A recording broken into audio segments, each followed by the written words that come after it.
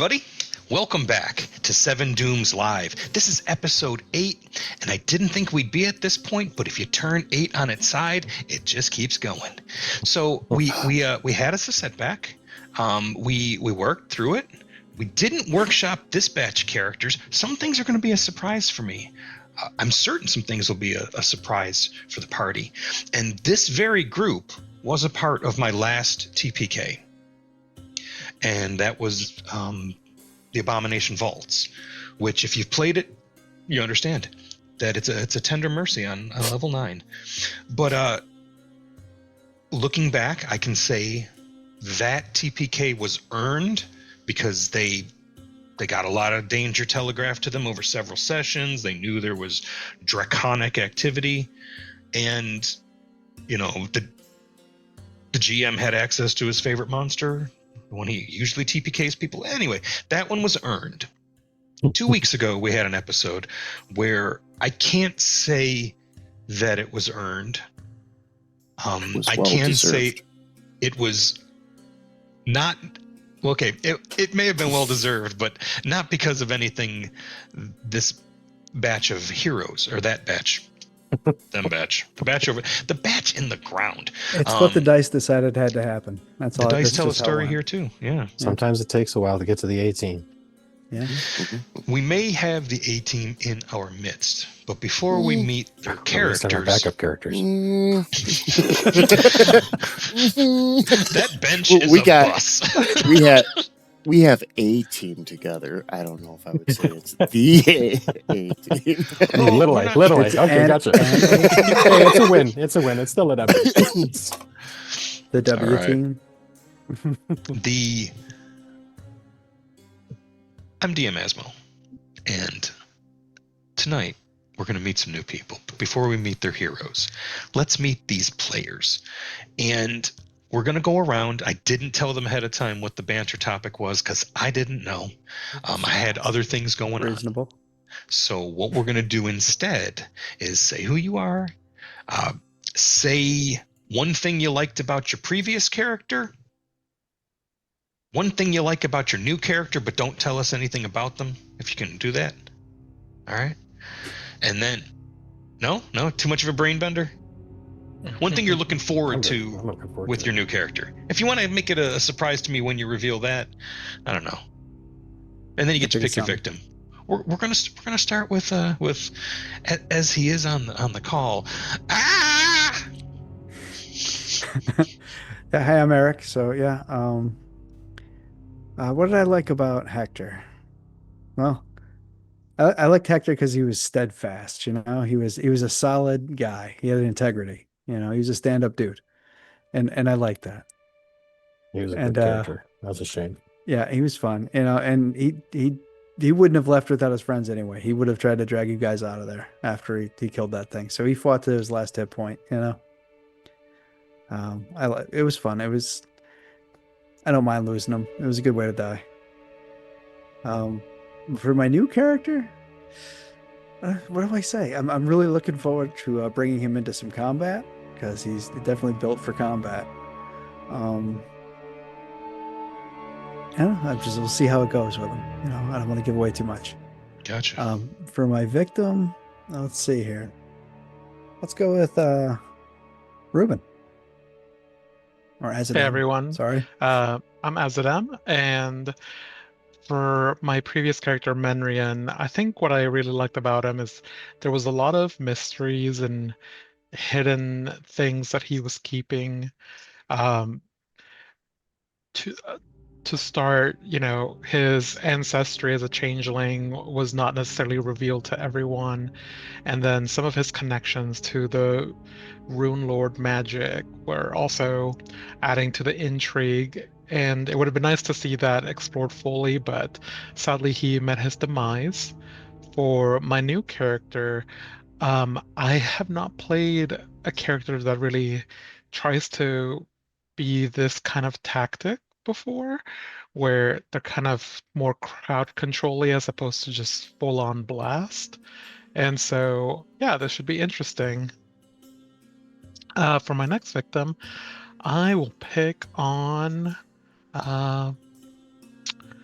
How about Melodominon? I was hoping you'd say that. I think probably about for Twiggles, he was my first and probably only murder fairy. I was really just liked the feel as I kind of got into the character, and I was looking forward to possibly getting another ancestry feat and getting the really like cool wings and being like fairy hero like status, but yeah, say la vie. I'm gonna do. An interesting factoid about my next character is that I'm drawing heavy inspiration from the movie Gremlins. And I'm really looking forward to opening up a very diverse bag of tricks. And I think I will choose the only player left. He who remains. So I am Papa Kev, and let's see, who should we eulogize first? Because I lost 2 characters in one round. I thought about that. It's almost like I'm trying to catch up. Yeah. I'm feeling the swing of karma in full effect. So we have Paul Cohn, the stuffed centaur gun slinger. What I liked about him was just the sheer ridiculousness of it all. And he was a fun character. But then the one that, a little bit worse, but probably well deserved because of his own functions and attitude was Lassiter Wallace, the muscle mage, who was all about the library and academia and stuff like that. What I like about my new character is that they are a muscle cleric who's all about religious studies and books, by the name of Charles Wallace. Or his friends call him Chuck, but Charles for those who don't know him yet. But yeah, no, that's where I'm at. How are you doing, Dan Maswell? Back to you. Who are you playing? I'm good. Thanks. I'd like to say it's the Cecil B. DeMille, but it's going to be a few NPCs. We're not going to try to do a round the world tour again. We are going to zoom in on each of your new characters, but before we do, I think we need to say goodbye to the previous iteration of this party, and Bye. Later. Later. Twiggles gets up and crawls away in my headcanon. In your headcanon? Hey, I liked, Twiggles He was stable. He wasn't dead yet. I like and to there was picture plenty the of lizard, bodies in the other room for that thing to eat. I like Right. to picture the lizard chewing on Polkon's squeaker. Yep. across the room. And it said on it, "Congratulations, your dog won." No, I think we need to look at the town of Sandpoint from a distance, 10,000 feet, as we pan over to its outskirts. No, not coming in hot from 10,000 feet. This map looks like about That's a different party. Looks about 300 feet from where I'm looking on this picture. Okay, well, we slowly picture this. Lost Coast, 4724. We slowly zoom in on a grass-covered hillock behind a hand-built cottage of fieldstone, young oak rafters and thatch. A halfling toddler wearing a helmet so oversized that it knocks around wobbly on his head while he chases butterflies, swinging at them with a stick. Our perspective changes to a shaded porch from where he's being observed. Close up on a halfling's mother's face. Freckles, bright eyes, but sadness creasing the corners. She turns her head slightly, looking to the east, her eyes narrowing as she realizes. Long shot of the house, her in profile on the porch, heavily pregnant, as emotion overcomes her and she shudders as she weeps. "Mama," says the boy as he runs towards her, his sword stick cast aside, but his helmet still wobbling around till it covers his face. She greets him with a practiced manner, turning the helmet back around so he can see out of it again. And she attempts to comfort him, but as he throws his arms around her, he ends up comforting his mother. We sweep in on a busy street, like a crane shot that's keeping a respectful distance. There's a strong-shouldered woman hammering away at a piece of lightly glowing steel that she's holding fast in a set of tongs with her with her left hand. The return bounce chimes out, so bang, ting, bang, ting. She turns it to even the sides before unclenching the tongs and releasing it into a bucket of And then clenching them and releasing them again. clench and release into the water, breaking the surface, the oily sheen on it as it splash sizzles and joins the others at the bottom of this bucket. Spearheads, 24. She stops, rubs the tension in her neck with work-hardened hands, and looks off to the east. An old woman, impossibly old and wrinkled, stares out of her window, one eye shaded, the other sparkling like a ruby, sipping from a clay cup.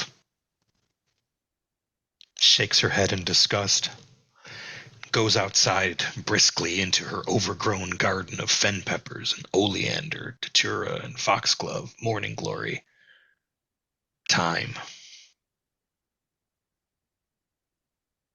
A dromar male in a loud shirt stands atop a precipice, the end of the road. He leans on his push broom, strong mitts and a pinky ring inset with a gemstone chip. He looks down at the beach for a moment, scanning it, as if looking for someone. Then he shrugs and dumps the cart full of refuse down the hill to join the pile of it at the bottom. So let's meet the new characters. Thanks. We'll, tell us about this rogue alchemist.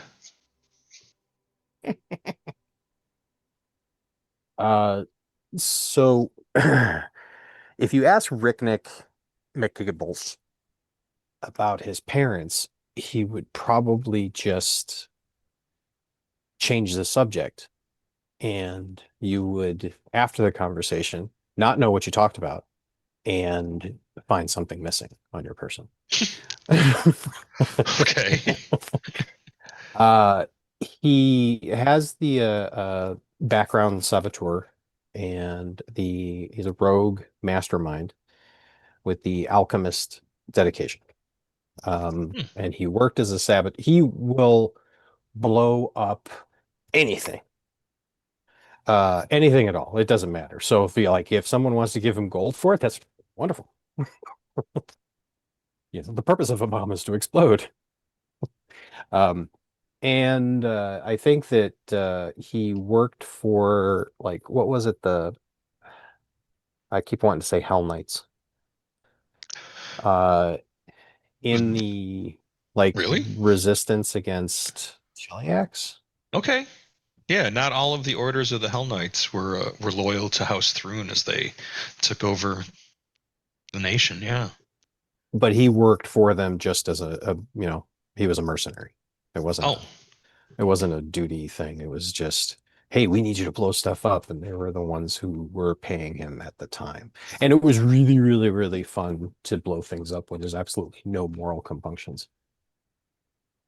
So he came from Central Cheliax at one point, basically retreating back to the outskirts as the Hell Knights were in retreat and blew up bridges behind them. Oh, yeah, I like that. Yeah, that's perfect. So it took about 6 weeks for them to find a safe part of the country to operate from, away from the capital. Part of that is because Cheliax moved its capital, And then I started working by referrals. you may be part of why. Part of why. So what? So is that what brings you to Magnamar? I'm thinking you might be in Magnamar on other business reasons before you find out that the Wallaces are helping to finance some academic need, and to you, Chuck you, said he had a job. you recognize There's some coded my language. proclivities. I So just decided Jack Black's an influence as well. So okay. I hope to draw upon some actors tonight too. We'll see if you can catch me. Describe what we see. Well, no one's ever seen Riggle. I don't even know if Ricknick remembers what Ricknick actually looks like. He's a chameleon gnome. Oh, He wakes up usually with a different sort of coloration like every single day. He shifts through all different shades and different types of modeling and patterns. And, sometimes he realizes that he could spell in his sleep as he reads a message that his dream self left him on his arm, which happens sometimes. does it now? And he really, really, really likes, he's a trickster. So he's has a masquerading scarf, I think it's called, that normally looks like some sort of beard but sometimes he'll toss it over his shoulder and his appearance will change into all manner of differences. In his kind of disguised sleepy state, he resembles a gremlin, but the gremlin from Gremlins. Not necessarily in the face, more gnome in the face. It's all in the ears. Always in the ears. Okay. A gnome in the face, a gremlin in outer space. Normally, he will dress like a lawn gnome. Okay. With the curly toed Makes finding a miniature shoes easy. and the pointy red hat. So and with a broad beard to hide the bombs. Beard full of bombs. Mm-hmm. There it is. Beard full of bombs. Underneath the beard, if you were to lift it up, there's 2 bandoliers that are strapped across a bare chest with like cargo pants. It tucked into, of course, the red boots with the curl back toast. Fantastic. Wow. This is quite the image. Okay. Folks are gonna get some things wrong about you upon visual inspection. I hope so.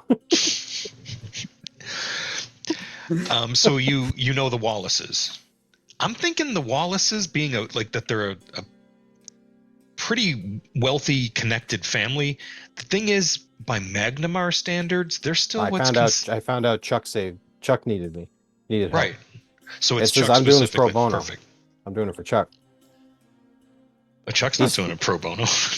Well, I don't care why Chuck's doing it. Chuck needs me. He saved my life once. He doesn't necessarily know it, but he did. Did he tell you about his little brother, the Brainiac? I don't know. There's the details. He just said he needed help blowing things up, and I was in. I think a good way to link y'all too. I think the Wallaces may have financed some of the underground movement. Basically they're financing the counterinsurgency in Cheliax. That'd be cool. So it ties you to the money rather than just the knowing each other. And it kind of puts them squarely in the good guy column. Yeah. And with Chuck being a let's talk about where Chuck's coming from. Okay. Sure. Is there anything else you wanted to share with us at this stage? Because I think we got a pretty good picture of what Ricknick is like. Give us a synopsis of the life of Chuck. The life of Chuck. Chuck grew up in a large family with 7 brothers, 1 sister, mom, dad. Mom is the head librarian at the University of Magmar, and dad works a import-export business. Because of mom's discount at the college, all the kids have gone to school for one thing or another, or at least studied some type of trade there. Charles was into religious studies, and it's kind of easy, but don't tell anybody. So, anyways, he did the he's a cleric of Mewtwo, and he kind of looks at it as his responsibility to return those who have evaded death back to where they belong, but delivered by Mewtwo as a bouquet for his love of the Queen of Death. So Pharasma adjacent. Adjacent, yes. Yeah, Mewtwo actually was a one of the psychopoms, but he fell in love with her and then ended up becoming a god himself. Okay. As a war priest of a death god, demigod, Mm-hmm. what are your what's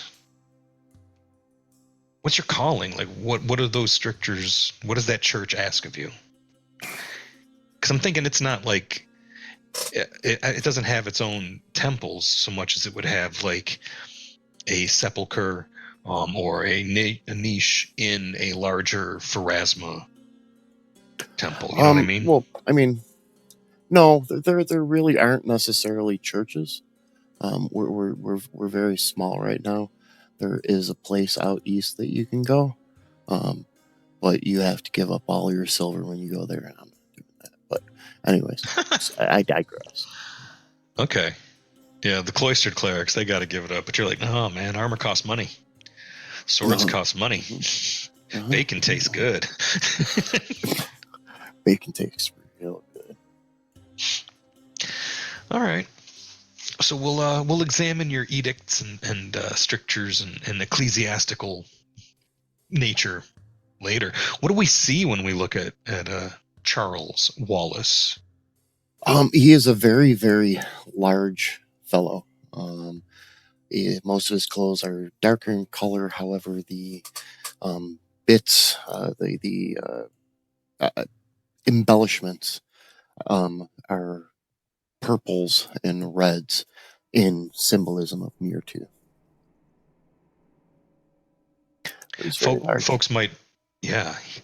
Folks might mistake you for a war priest of Pharasma based on some of the color selection, if not seeing. You don't wear the spiral anywhere on you, do you? No. Okay. You have a holy symbol of Mewtwo? Yeah. I'm trying. You don't have to post it. I'm just asking if you carry one. Yes. Okay. Trying to find. I had all my information up and then I closed it. So, yeah, your import-export, that is part of what your father does. Yes. We'll get into we'll get into what he's about a little later. I think at one point Niren was on the other side of the world, and this mission isn't what prompted Niren to come to, the inner sea region in Avestan. I'm thinking you're from Tian Sha, and I'm not sure where in Tian Sha, but I've got a couple ideas. Tang Mai comes to mind. Shaohui. There's definitely some regions that seem There's even the Tengu Nation, so it's possible. But I think you've been in this hemisphere for at least a couple years, long enough to learn Teldane. So you have like two commons. You have Tien and Teldane. Yeah, I'd say Niran, he is pretty devout worshiper of Hei Feng, and so he likes to travel around finding festivals and exploring what different cultures have to offer in terms of like jubilation and celebration.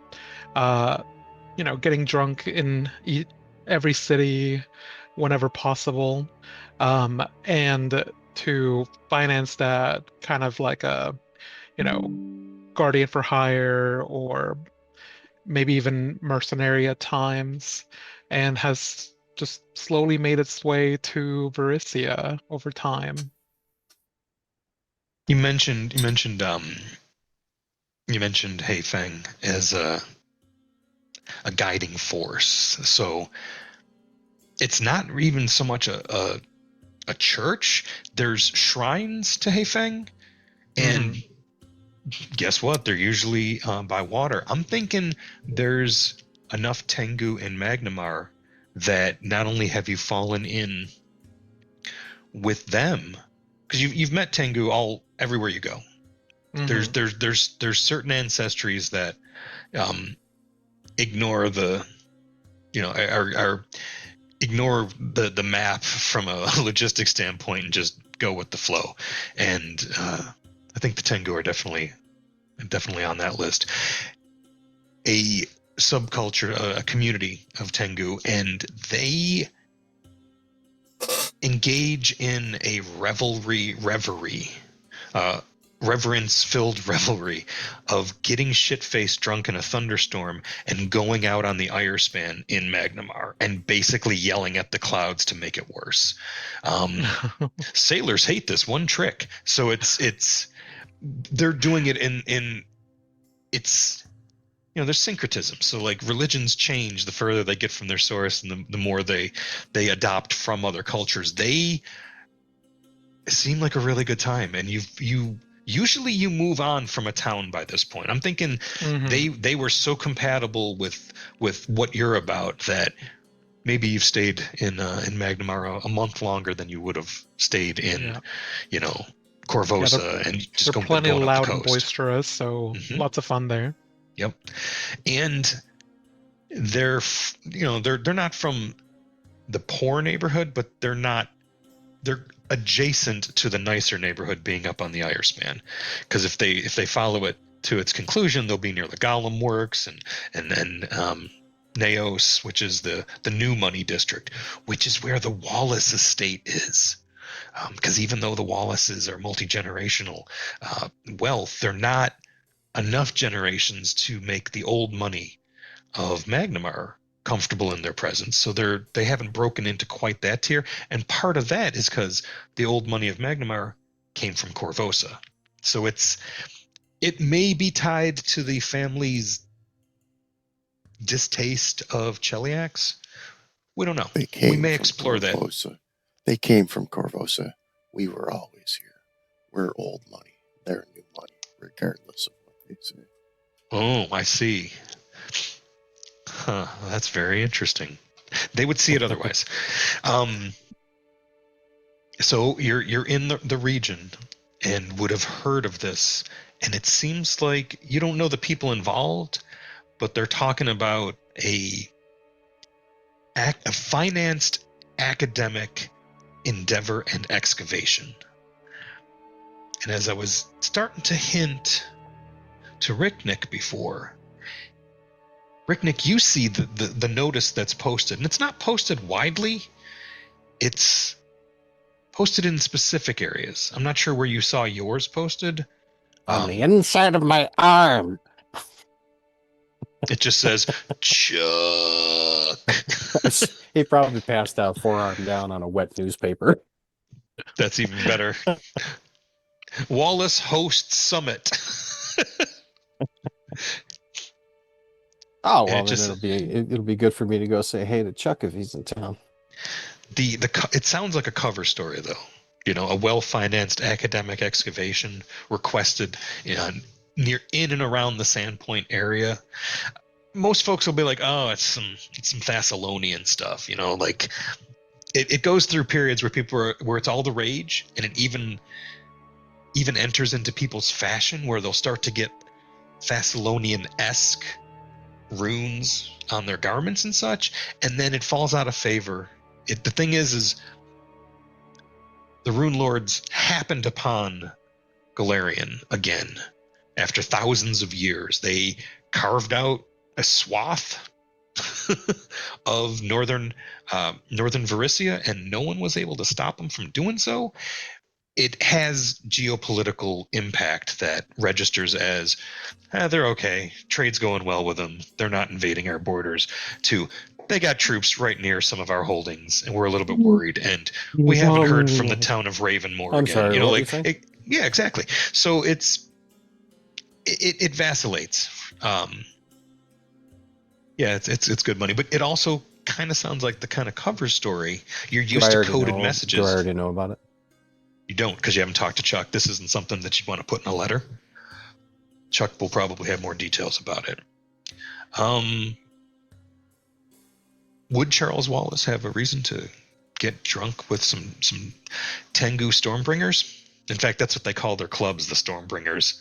You'd have to give me a reason not to. Because you're looking to capture lightning in a bottle. They're looking to get struck by lightning. Burnt feathers usually end their parties. That's made of metal. Let's get drunk and climb it. Look, let's do flagpoles with our feet. You know, grip it with your talons. They're very the best parties. Likewise, a world away, and strangely, if you look at the globe in the other direction, our fourth hero comes from the land of Vudra, far down the Obari Ocean, past, still technically on the continent of Casmeron, but past what's on a lot of the maps that people in Avestan would have access to. And you've spent years in, is it Jalmaray? Yeah, I spent a lot of time in Jalmaray. He's a by trade, I guess he's a monster hunter. That's what he it's does. Good trade. He hunts aberrant creatures and fiends mostly. As a child, he was, orphaned, as happens to so many fantasy characters. It's so convenient. Yeah, it is. And then he was taken in by a kindly rat folk who worked as a gardener at the at like a small temple enclave for Kamadu in Jalmaray.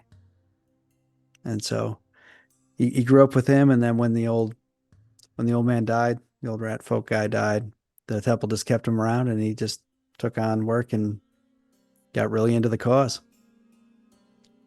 And so now he's a monster hunter. So he traveled to Jalmaray to learn to fight? Yeah. Or did he fight monsters on the way before getting here? I think he learned to fight like at the temple to a certain degree. He trained with them, and then found he was less of a, he's more into, not so much of the monkish feats or, and he wasn't, his life was destined to be for the sword, right? It's like Did you slip a monk dedication onto your champion? No, I thought about it. I took the Blessed One dedication, actually. That's a great one. Yeah. Hey, I didn't ask as we went around, but we are playing with free archetype, and this is the full free archetype as it is in the rules. So folks were able to before we had free archetype, but it was no multi-class dedications. So you could be a fighter wrestler, but you couldn't be a fighter with a rogue dedication. Because there's some things that kind of break the spirit of it. I'm not worried about y'all exploiting that. And after killing your last characters, I'm really not worried. Make whatever beef steaks you want. Full Minotaur party incoming. No, I thought it fit for this guy. Yeah, I thought for Blessed real. One totally fit. One of the exploits that I heard back in the day was you play a cloistered cleric, but then you take a champion dedication for the armor, so you get around the one limitation, and then you have full access to domain spells. I don't think that's the route you were going. You went Blessed One, which is awesome. Yeah, which is kind of like a dip into cleric, I guess. Kind of. It is. You know, the best thing it does is it allows me to heal people. Gives me some more healing options. And he's all about, mercy and taking care of like people who need it, like he understands like, when the temple took him in, so he's just paying it forward, Okay.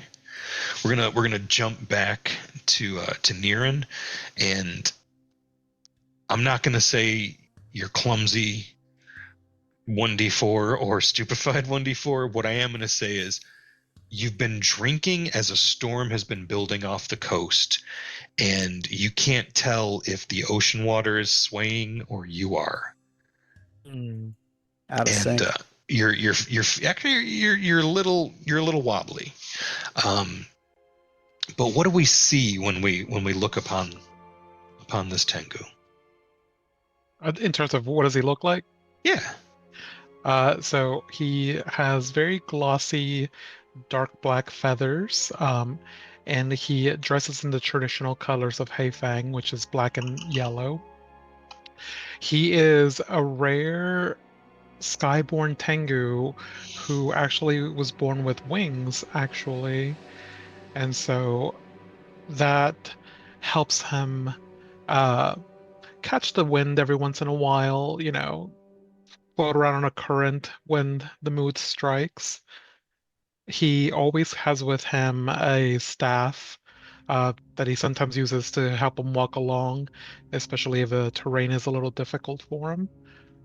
But his clothes are like robes, essentially. Like, I wouldn't say quite kimono-like, but definitely robes. More linens than silk. Yeah. Mm-hmm. Maybe silk lined or at the cuffs. Mm-hmm. Yeah, or the secret pockets. Nice. And who do we see sailing in on an Osiriani ship? Who do we see standing on the prow to greet this destiny and hopefully get to the docks just before the storm comes in? This champion. Oh, what do you see? Yeah, what does he look like? What does he look like? Well, he's fairly tall. He's not like super tall, but he's about 6 foot. Wears a orange cloak. It has an interesting curved blade with a tiger etched in the pommel, and a shield on his back. And various other equipment. He's obviously armed. Okay. Doesn't wear heavy armor, but it's well used. If you don't, go ahead. I just looked at Ricknick in the chat, and yeah, and it prompts laughter. He's a delight in the heart. Yeah. So your sword is it a Kopesh? It's a Kopesh. Yeah. Oh, nice. I didn't know if it was a temple sword or a Kopesh. I couldn't remember. Yeah, Kopesh it's a cool sword. It's got some extra traits that regular swords don't have, which allows me to give like a trip attack for one thing. Champion with a trip attack. Nice. Yeah. And you wouldn't look Varisian, so you may be you may be the only Vudran that you see for a little bit, although trade with Vudra is done. It's pretty far, and a lot of it gets to Jalmaray and then gets put on another ship. Usually it's not one ship making that whole voyage. It's a long trip. Unless you got crazy player characters who want to take a sloop around the world. Anyway, that's another story too. So we've gotten a glimpse of all these characters. You're all pretty much in the same place. I'm not going to jump cut to a waiting room scene the following day while the Tengu's nursing a hangover, and the champion sits there with all of his armor and swords exactly as we saw him the night before, and meticulously checking the edges of all of his blades. You know what? Yeah. We are going to jump to that. So it's the next day, and you are all in what can only be described as a very large hallway. It accesses other parts of the estate, the villa, but you're sitting in identical chairs. It's almost like the extra chairs are stored in this room, and it acts as kind of a waiting room because there's an office adjacent to it. Charles, you're standing near the door to this office, and you can hear the voices inside. You recognize the voice of your father. There's two other voices in there you don't recognize, although one of them sounds kind of familiar. And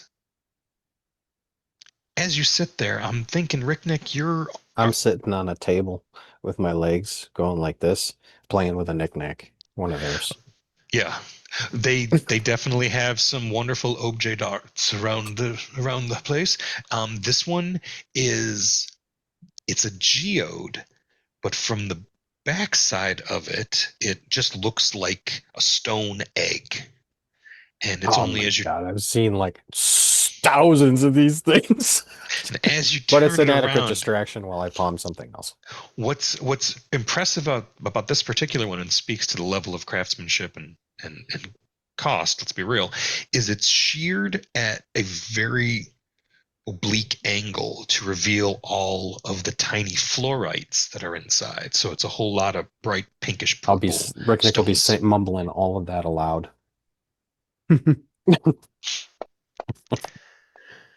So are you going to try to eat? I hear dice rolling. Did I just hear dice? Are y'all rolling dice without me? I haven't rolled a die. I rolled the die. And I was just about to say, Chuck, do you want to try to eavesdrop? But we're going to go with what you rolled, which is garbage. So inside that, you can try again in a little bit. We're doing it as a cutscene anyway. I was just doing it to see if I was going to notice Ricknick stealing anything, so have at it, dude. I'm just gonna roll one because I want to roll a die. There we go. Now we got dice rolls. Yeah. So now I'm going to my activities tab. Now there's room Suddenly. for activities. If y'all want to talk amongst yourselves, introduce yourselves. You look to have answered a summons, been handpicked. Maybe there was a previous filtering, and you are what remains. I say maybe. I'm going to say that you've been at the Wallace estate all day, and it's past noon, and they haven't fed you. Chuck, you're thinking about that too. You had your pre-workout this morning, and you had some breakfast, but even that feels like a long time ago. No, he's paying too close attention. Hmm. I'm not going to try and palm something. I will not But, be you know, that's distracted why- by that's why- something so that's petty why- as Pocket appetite. Pocket egg. They're great paperweights. Is it Collectible. heavy enough to clunk somebody over the head with? Oh yeah. I'd say Okay. it would rock a D3 bludgeoning. You know, you never know. You want to hit somebody on that? At the end of the day, it's a really big rock. I do not chuck it over my shoulder. I simply place it back where it'll end up exactly where I found it. Okay, make me a thievery check to see if you set it on the. It was like a 3-pronged pedestal that looks like people in work clothes standing in like dance formation, so that when you set it down, you're setting it down on a 3-point axis. And you did so without it How's a making a 30? noise. Yeah, a 30 grabs me nice. Oh, yeah.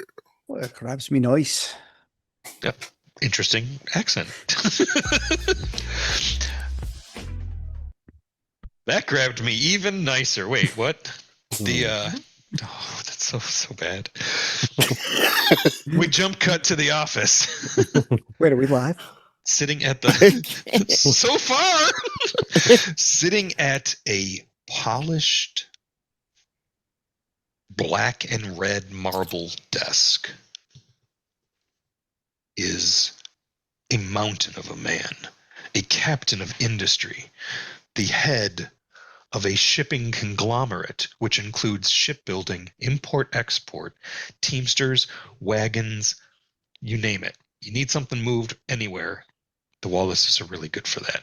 They also have recently, in the past 18 months or so, bought up some other flailing companies that were deeply in debt.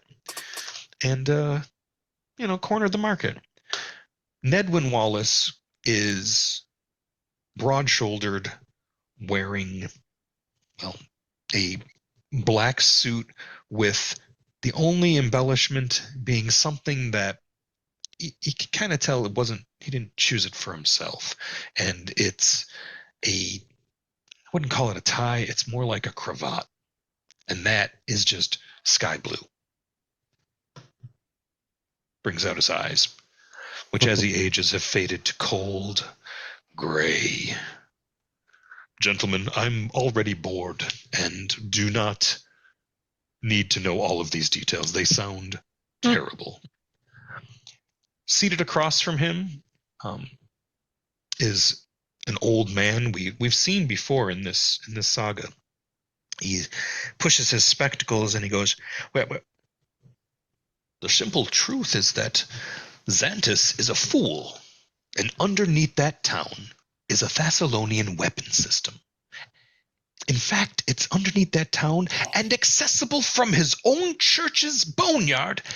And you hear the word boneyard. I'm going to say that is a word that, Chuck, you hear outside the door. He needs to be dealt with. And then you hear another voice. Yeah, he does need to be dealt with. And maybe it's time for the old Padre to retire to someplace a little better for his failing health, someplace where he's got fewer responsibilities. Is that a euphemism for kill him? Are you at the keyhole and say that? Because I'll let you overhear that. Sorry, no. I I lost context. I apologize. It's okay. No, I would love if you introduce yourself. I'm happy to do it. I mean, certainly. We have Ricknick been would sitting here certainly, for a long time. if Ricknick had Yep. any idea that there was anything interesting going on the other side of that door, he would be listening. All right. So I'm going to say that Ricknick surprises me, the player, does that.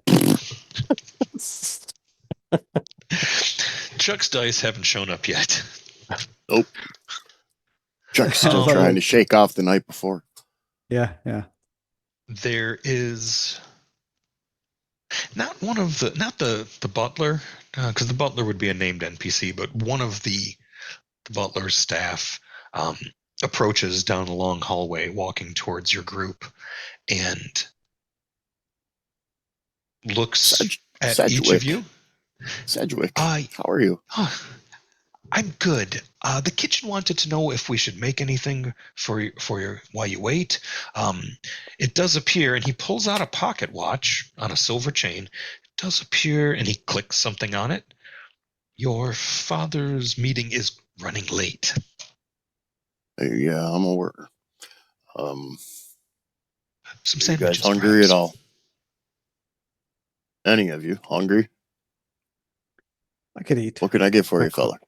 Sorry, just a quick question for the DM. Rather than kicking in the door, could I have just shown up there? I made a stealth check to see if I could just sneak in the room and they just realize I'm there when I speak up. Sure. And Okay. outside the room, Cool, thanks. Chuck, you look around for you. Sorry, could have swore sandwiches. The gnome was out here a minute ago, and now he's gone. And do you have your suspicions? Son of a bitch. You know, I should have kept an eye on him. Fuck. Anyways, you were saying, what would you like to eat? Just some fruit and some water would be fine. We do that, Sedgwick. We've got fresh fruit that just came in today. We've got mangoes and dates. Also some, I can't remember what they're called. Dealer's choice, biggest plate you got. All right, well, we have fruit. Thank you. Seasonal fruit plate. Seasonal fruit plate. Yeah. Seasonal Oh, fruit and some sounds great. coffee. Coffee. The continental breakfast. 3 ibuprofen. This dude's totally a vegan. He I leans just in and decided. says, the good coffee, sir? And you know that he's referencing some alchemical coffee that will definitely help you shrug off exhaustion. But get paid for it later. No, I have a feeling I'm going to be on a boat in a little bit, and I don't want to be puking all over the place. Oh, all right. We'll have that right away. And he goes Thank away. you. And there'll be food here soon. But we're gonna cut to somebody who snuck into a meeting they weren't supposed to eavesdrop on, and I'm gonna say that Rick Nick, you overheard all of that. In fact, you got here 5 minutes earlier than anybody noticed you're gone, and you know the names of the people that Nedwin Lassiter or Nedwin Wallace. His middle name's Lassiter, so his youngest was named after his middle name. Nedwin Wallace, shipping conglomerate, captain of industry, and Brodert Quink Yeah, it's such from the Curious Goblin bookstore and the Rune Watchers faction of Sandpoint. Okay. And Do those things mean anything in particular to Ricknick? you know that the runes. You've already heard Thassalon mentioned, Thassalon weapon system. You know that the Rune Watch is. They make Weapon sure system. that ancient Thessalonian artifacts, devices, and such don't fall into the wrong hands, are properly documented, and not necessarily that they're stockpiling it. They just want to make sure that it goes to where it's So danger. the Rune Watch has got the good stuff. The Rune Watch knows where the good stuff is. Okay. And yes, they got That sounds a little like bit. something that Ricknick wants to infiltrate long term. And the most surprising member of this meeting is somebody who he gets up and he seems a little off-put and out of place in some ways, and he gets up and he stands at the back of his chair and he says, "We're putting our neck out.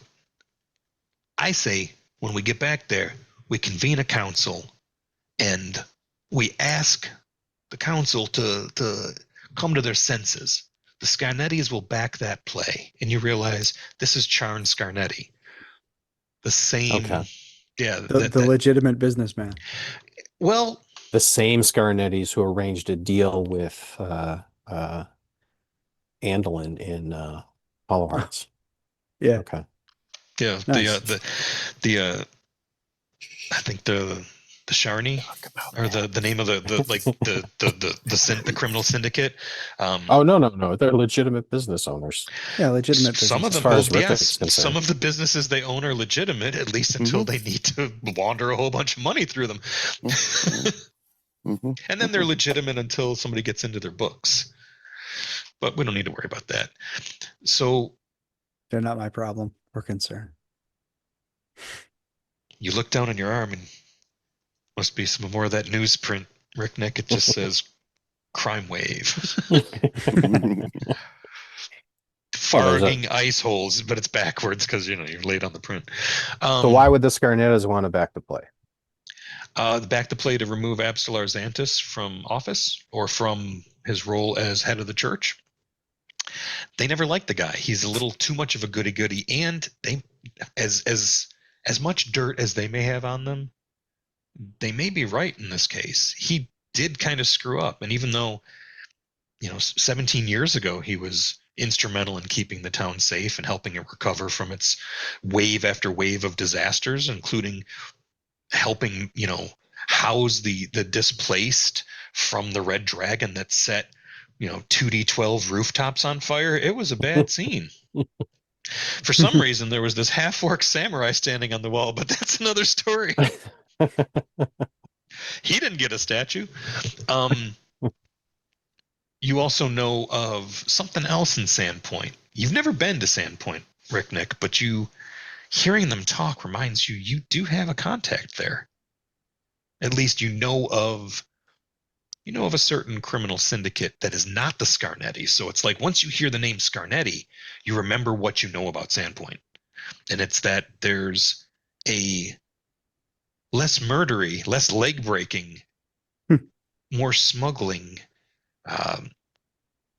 black market pipeline syndicate called the Small Potatoes. Oh, Ricknick's probably used the Small Potatoes.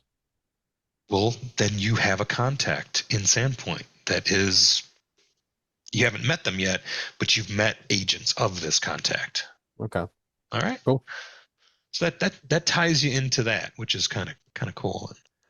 I feel like we're doing really well, and even though we've rolled very few dice and we've managed to cement the party.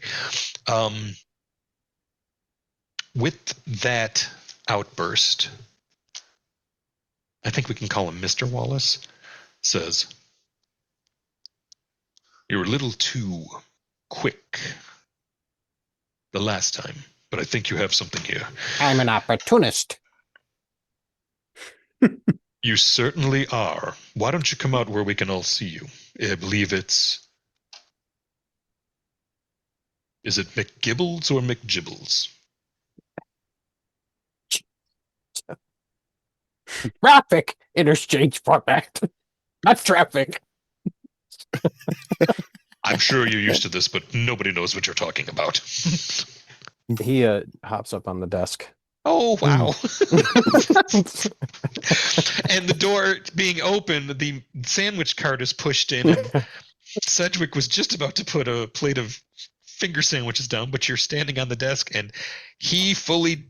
Oh, he motions for everybody else in the waiting jumps area off. to come Rick in. Yeah. jumps off. He's not trying to interfere. It's a big with enough anybody desk. doing the job. Yeah, it's a big enough desk. You could... He can serve from the other side. So I'll jump up on something else. Well, I'll... The edges of a potted plant. All right, I'll stand up and A sheath the knife that I was table sharpening and over here. oiling and make my way in. They have cucumber sandwiches. I could turn a stool over and stand on legs. It's a sourdough bread dough with oats on the outside, and it's been baked so that the oats have browned a little bit, and it provides some structure. But then there's this spread on it that's ever so slightly green. It's a cream cheese of sorts, but it's got a slight green tinge to it. And you realize that a number of specially prepared cucumbers have been minced into its structure, and it's holding form with fresh cucumber slices. Cedric's tip just went down. I asked for a fruit plate. You did, and that is on the... that is... Damn, Sedgwick. Cedric doesn't get tipped. He's staff. but he the second Fine, plate. The then thing his is bonus, you then realize... his Chuck, Christmas bonus just went down. Chuck, you walk in and think for just a moment that Sedgwick screwed up and realize, oh, somehow he took the sandwich order for the meeting as well, and that's what he places first. It's pecking order. Okay. Your father eats one of the sandwiches, wipes his fingers, linen napkin, puts it back, and you can tell that's all he'll eat. As big as he is, he does most of his meal cramming off-site because it lacks decorum for him to eat 6 chicken breasts and drink a 32-ounce thing of he works with the dairy. They make the cheese. He gets the whey, and it's just whey and Holidays eggs. are great. Yeah. Snacks everywhere. I will give you the use of my office, son. You understand how our interests will best be represented in this. I fear our worst news is that... Well, it's confirmed. Embroidered Quink says, Lassiter never missed a day of work. He's been gone for weeks. I don't think he's coming back. None of them are. They would have by now. They'd made an expedition, and well, let me show you a map. And Paul Coleman is not checked in. Father, I'd like to talk to you for a minute. He draws you to the side, where people have to make dice rolls to overhear this. I think we should be leery of certain interests. I think one is only here because he lost his connection to Ma's books through Lassiter. And the other, well, don't want to owe them anything. Well, then we are in luck. It's true The that Scarnettis owe us. And let's keep it that way. The boneyard should be put to rest. And we will discuss with the priest what is to happen next. The dead should stay resting. I think the grave they're talking about should be filled in with a bunch of Teldorian concrete. I will secure the site then. And if there's any navigational information, you know what to do. So part of the reason that your father's a shipping magnate is that he has made use of ancient Thessalonian guide stones, and they at one time basically had obelisks with geographical information for people that were passing by. It would tell you how many miles to a certain place, and it was aligned to the stars. So if you were on that spot at a certain time of day, you could key in and use their measurements. So he's actually been charting courses that take advantage of trade winds, of currents coming up the Lost Coast, and he's been expanding his knowledge. And what you realize is this isn't his first meeting with Brodert Quink, but he's met with Quink a lot more often than he has Scarnetti. Scarnetti came all the way to Magnamar, so that's basically him coming hat in hand.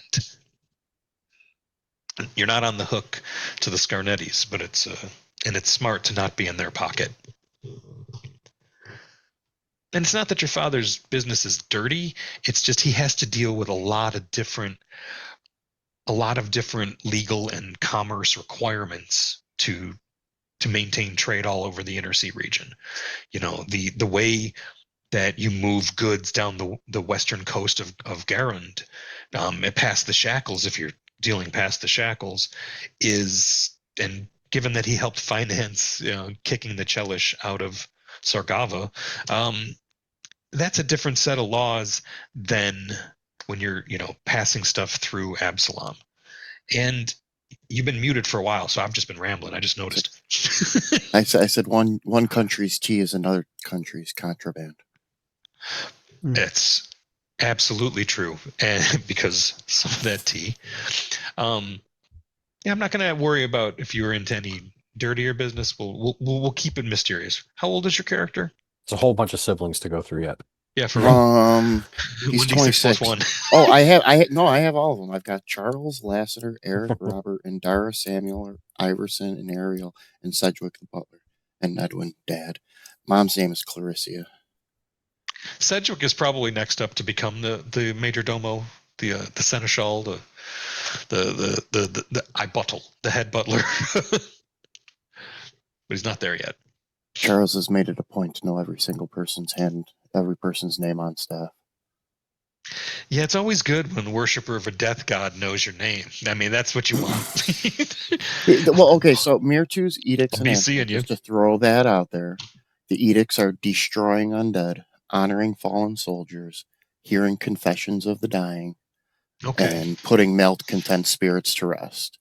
Their anathema is creating undead, denying emotion, and those who put others down for having emotion. How's this sound? Putting others down for having emotion is anathema to them? Mm-hmm. So a healthy expression of emotion and passion. Mm-hmm. Okay. So you love opera and you hate that people think of Cheliax when they think of opera? Could that be a thing? That's too? Disgusting. That's disgusting. Why would you only think of Cheliax? They make the worst operas out of all of them. That's just idiotic. That just shows ignorance.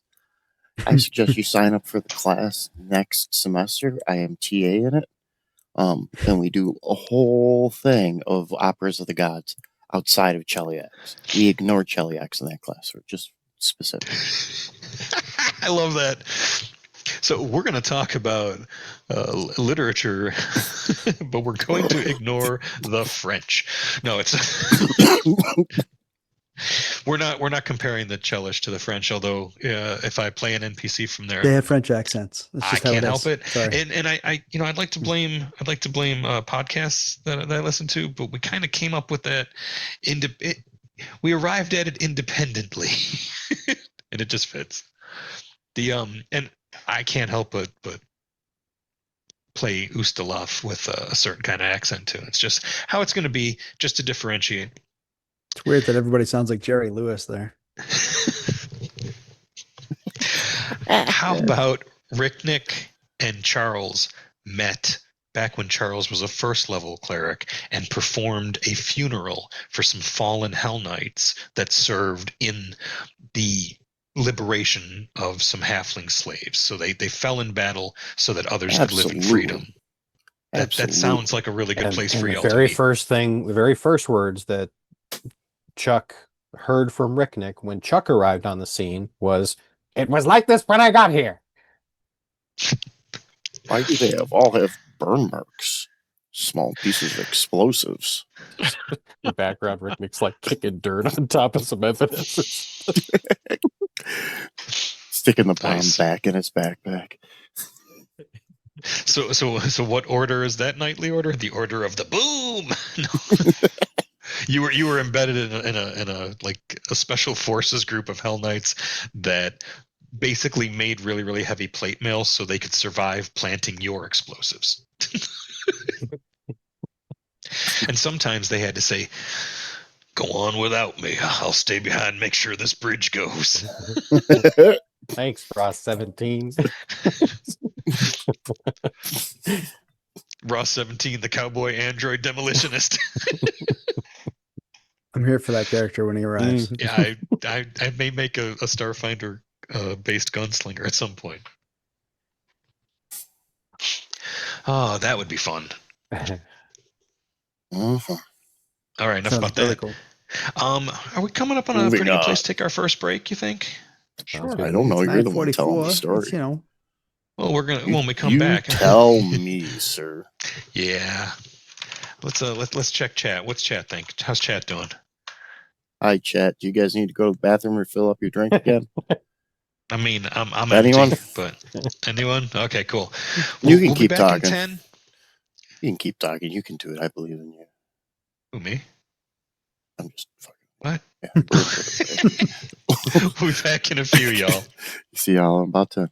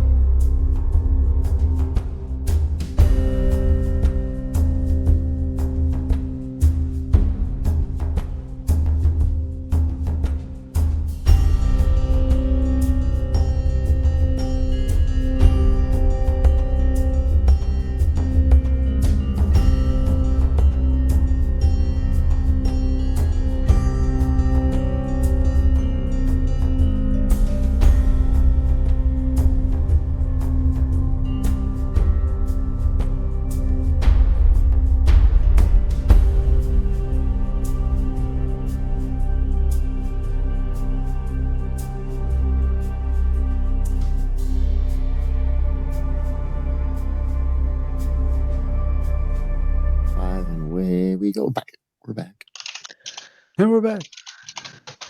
Glad to hear you dig the music. We usually choose our intro music, middle music, end music from Incompetech, the Kevin MacLeod stuff. So thank you for that. It's really, really cool. It's a bunch of their stuff. If you go check out their site at incompetech.com, there's a bunch of music that you can use with attribution. You just say, hey, this is where we get it. This is what they say. Get it from This is how we use it. Mm. We had a good break. We didn't hang out the whole time, but we hung out enough. And I think this is going to be a pretty good party. And in case anybody didn't catch all that, I'm gonna share what y'all are mechanically for those that are. Did interested somebody in that. say party? So Chuck is a war priest with an occult librarian background. Probably should meet his mother before he leaves town. I just realized you said she's the head librarian at a university in Magnamar. Is that what you said? Uh-huh. Okay. Correct, sir. Thank you for coming to my TED Talk. So yeah, I guess we're gonna have to meet your mom. That's an NPC I get to come up with. That's really cool. Is it Margaret? Margaret Wallace? No, Clarissa. Clarissa? Yeah. Well, that explains it all. All the kids' names spell out Clarissa. Charles, Really? Lassiter, Eric, Robert, Andara, Samuel, Iverson, and Ariel. Yes. Why aren't you the Anagram family? Anagram was our ancestor. No, that's our Graham, Anna. Oh, wow. Okay. 0 point. You know what? It is time to hand some of those out. Everybody's got one, but I'm going to, rather than punish everybody for bad behavior, I'm going to reward everybody for good behavior, and everybody gets another one. So y'all have 2. Doesn't matter if bad behavior is still going to happen. I mean, if you asked, reward it or not. if you ask Nedwin if he had a favorite, he would say, "Of course not. That is ridiculous." And in reality, it would be Cedric. The butler. Cedric's not his. I don't know if we're gonna. Is it that kind of family? All No, right. it's not his, but it's still his favorite kid. That one leaves and goes home. He goes The to only way I can servant's get these cottage. kids out of here. The only way I can get these kids out of here is when I send them out on a quest. Then I don't have to worry about coming back. Okay. Wow. That's cold. That's cold blooded. Well, that just it casts Lassiter's death. And the thing is you don't have full confirmation that Lassiter's dead. You don't have a body. Might not get one, but you don't have that. All right. So that's the behind the curtain for you. Nirin is.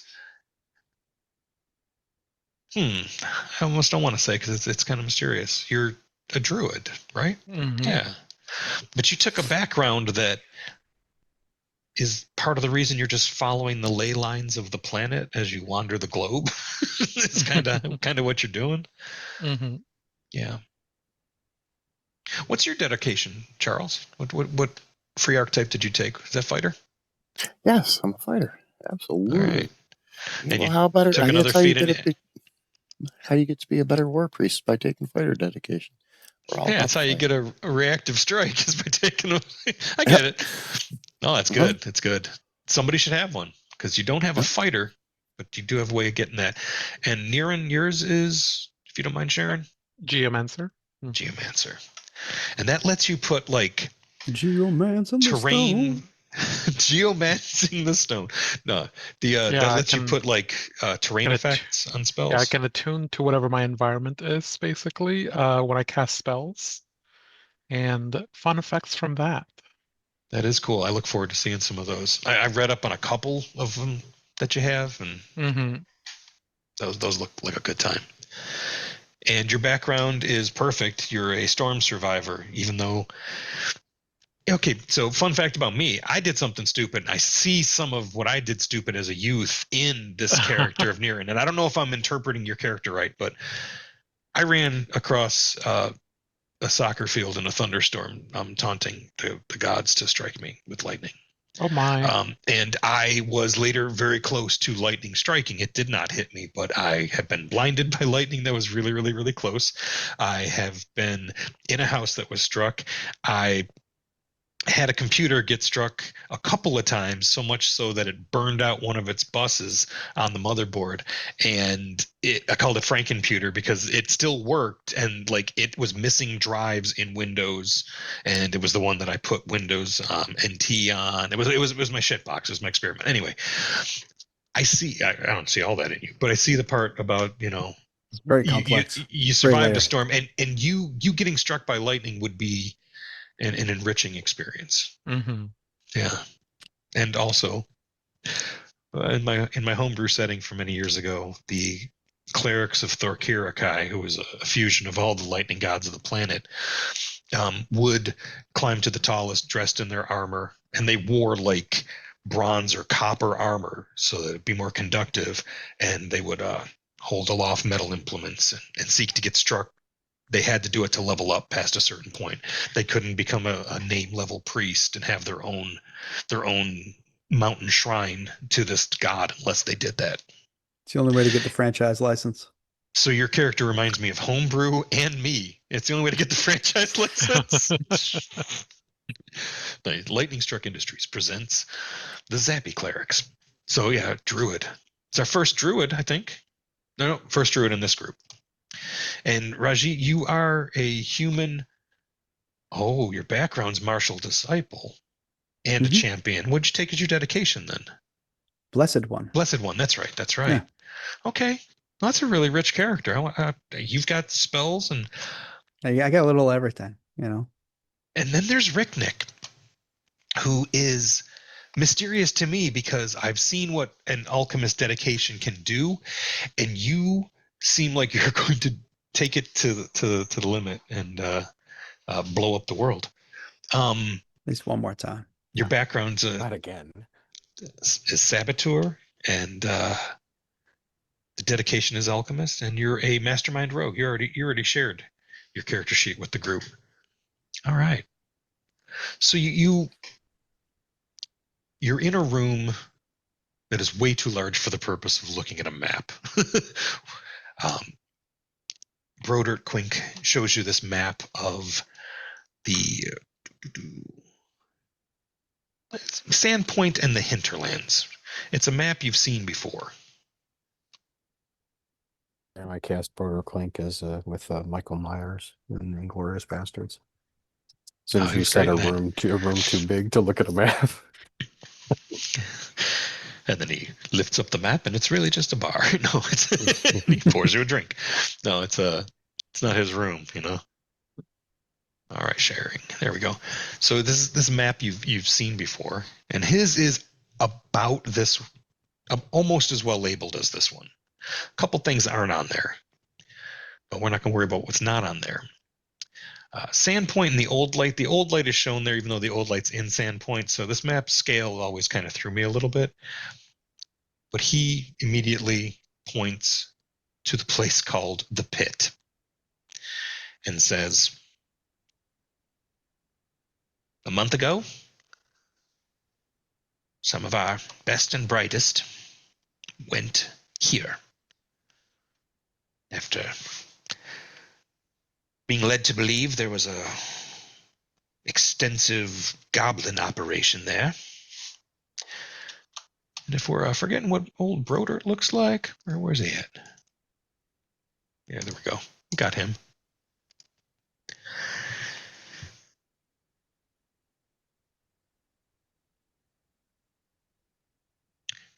There was strange doings in the boneyard of the church in Sandpoint.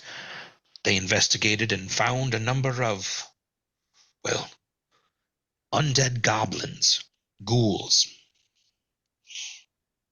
ghoulblins, if you will.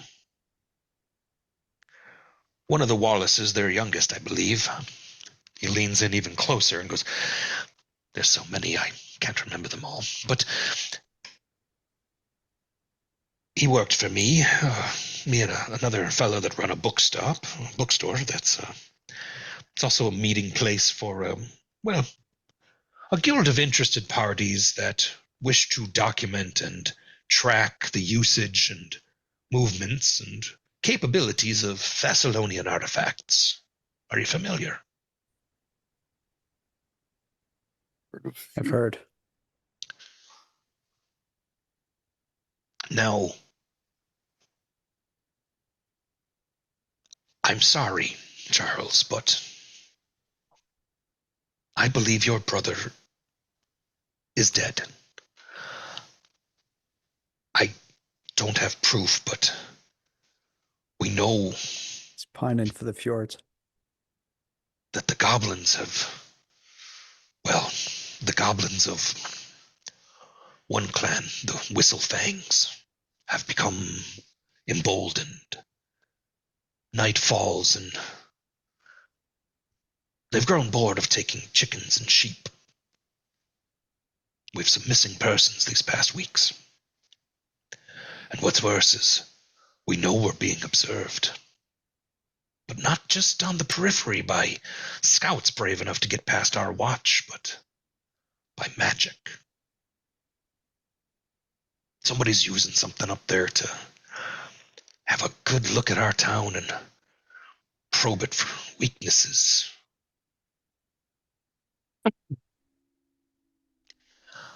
This isn't a rescue. And I'm not acting on an official capacity, but I'm glad to find like-minded interest here in the person of, well, Nedwin Wallace, Esquire. But it's troubling. I'm hoping you'll come back with me to Sandpoint and meet some others who may have more information about the pit. I can tell you that there's records of it, some of which have been altered. It's an old structure, an old void that goes deep into the earth. A zigzagging spiral of stones connecting several discrete sub-settlements. Why, if some fell force were to unite all of the things I've heard are in the pit. Sandpoint has survived a lot. But I fear the worst awaits us when we return. Will you come with me? I have a wagon and 4 fast horses. We could be there by nightfall. I will go with you.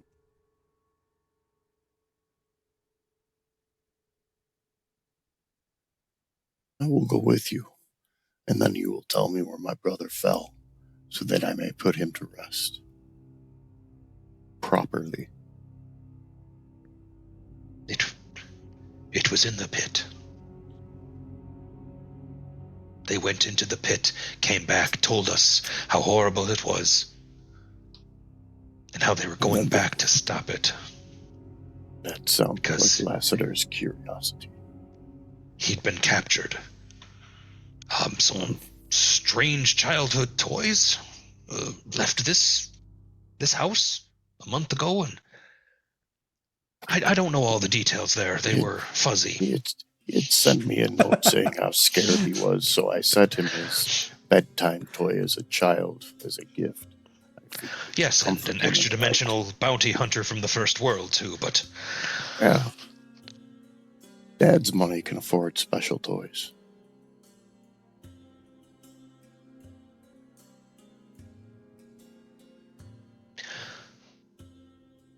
Maybe there's something in the stars about this, but I hope you can recover what you need and stop what I fear is being awakened there. The devil. The devil. Know who also has hands? The devil. He uses them to hold it. idle hands are the devil's plaything. No, it's the Sandpoint Devil. Surely you've heard. I know it's dismissed out of hand, and it's real. It was slain, but like a phoenix, it comes back. Yeah, I got it. All right.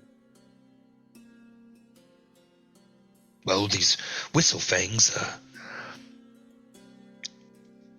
may have summoned something that they the are goblins ill with the prepared. hole in their teeth. You know, yes, they're still around. They took over after Thistletop was felled and new leadership there. They hid out in the Nettlewood for a bit, but eventually they made their way to the Platter. And you have No doubt. that can get us there. I have a wagon that can get us to Sandpoint. We'll just take the Lost Coast Road.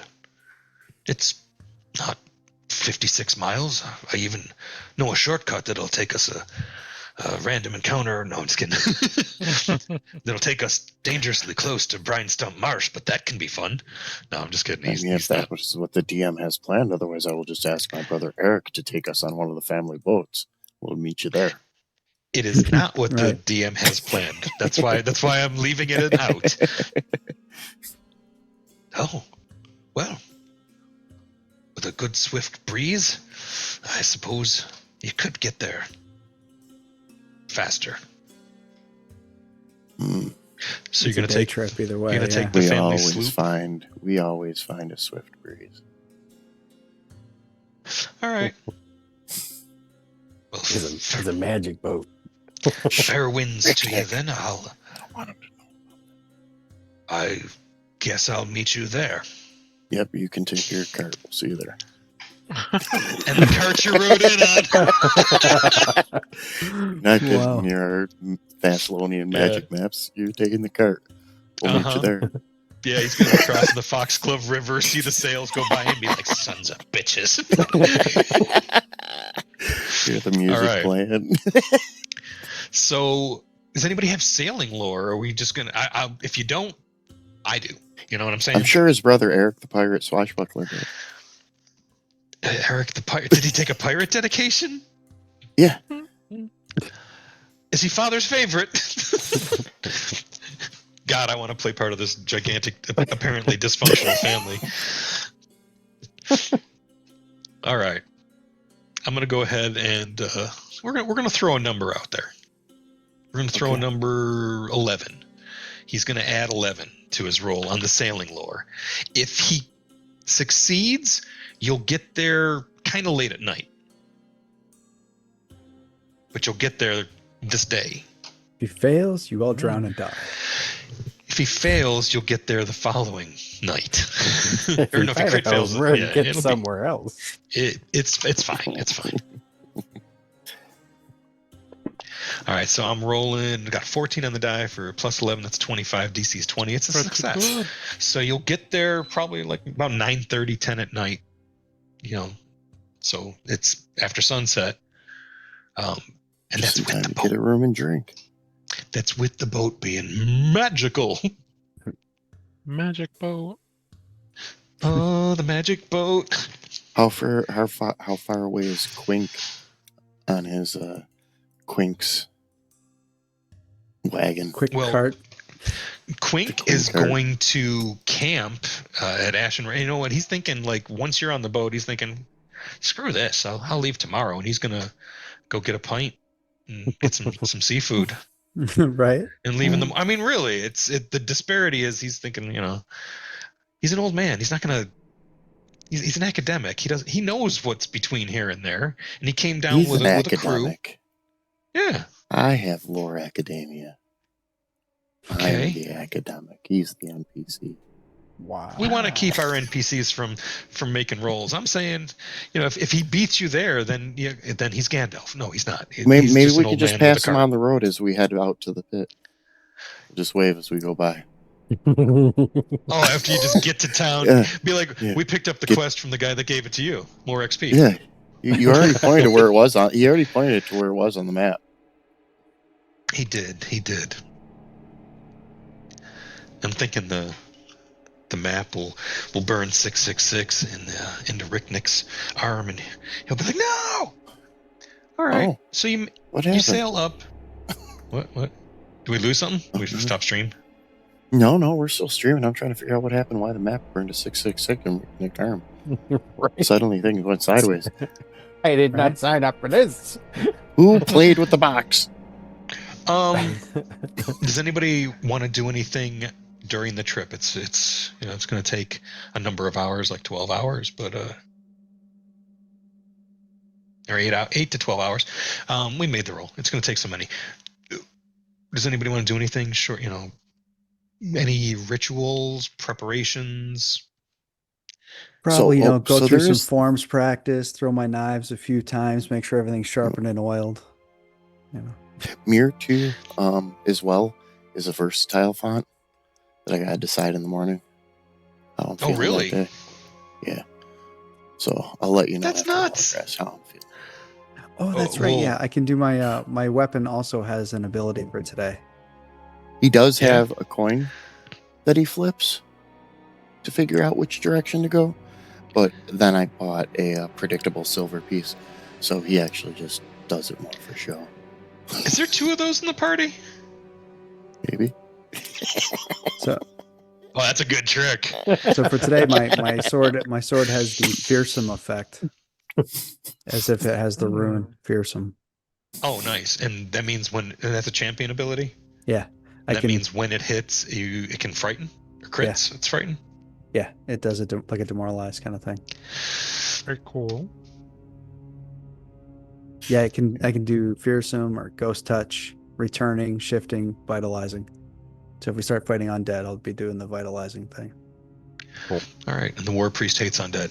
I'm gonna have to make sure there's lots of undead. Do-do-do. We could go So you- just back down to the ghoul caves. Yeah, just go grind it out on the goblins. That'll get you level 7 in no time. Grinding Let's it go, out giddy on up. the goblins. I don't know. All right. Well, picking up where we left off, basically, right? We're going to go back to where we think Lassiter's body is. Is that where we're going first? Mhm. So well, see, this is why I wanted it to be somebody that wasn't a backup character, because what you're about to see, for some reason, is going to make a Sailor Eric just drop you off and be like, all right, I got to have it back. Well, Dad said you had to get home. So Well, no, this is a one-way trip. as you... For you, possibly. They're all one-way trips. So one of the horns, one of the turns up the coast as you pull in, catching Hag's Plummet as a geographical marker, and rounding the pyre. Usually that's the first time you can see the lights of Sandpoint, over there. Just by that point it's like a mile and a half away, and on a clear day you can see the town. You know what I'm saying? And as you round the pyre, you see, oh no, columns of smoke. Too Rising late. Turn it up. around. It looks like it's being attacked right now. Son of a bitch. All right. Are we traveling by boat at Mhm. this point still? Mm-hmm. Yeah, now Ricknick runs up to the front of the bow, like looking out like he's Leonardo DiCaprio. Time to start stretching. Got his Time arms to out start to the side. It's like, stretching. Pop my cuffs. Start getting Stand up ready. behind him. Put my I arms was You're- around moving forward. You and I think would getting be up in the Achilles crow's ready. nest. Okay. All right. Water assault. Perfect. Not what I was expecting. Good party, good players will We're gonna always have to make surprise this you. an amphibious assault. I'm afraid. I can't just stay in the ocean. Yeah, I'm just looking where you can land the ship, because you could go tie it off at the docks and run up. Um, How far from shore are we? The docks. half a mile. Half a mile? Okay. Yeah. I you can't throw remember? that far. Hmm. I mean, you could curl into Junkers Beach, but then I think you're over sailing. As you get closer, you're half mile. It's night, so the whole town is not on fire, but there are some fires. There's at least 4 sources of fire. One of them is a building. It's a little bigger than the others.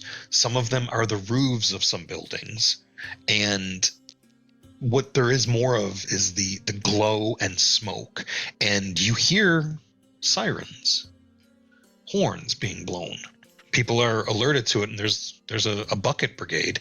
I don't know if you can catch all the details, so hit me with some perception checks. And has anybody got a spyglass or something of the sort? Can I use a? I'll give you a +1 item bonus for the. Can I use my warfare lore?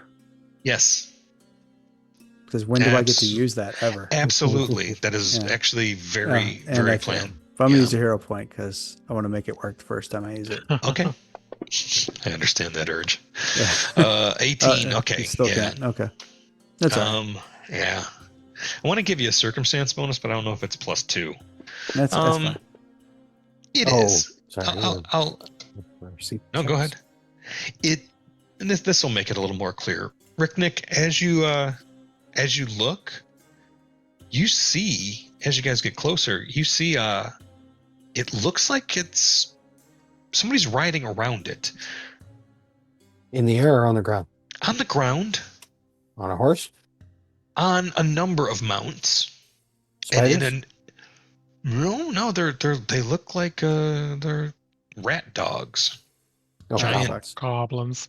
So Yeah. it looks like the goblins are here, and they have torches, and they're starting a number of small fires, And they're wearing your brother's occasionally- skin. And oh my god,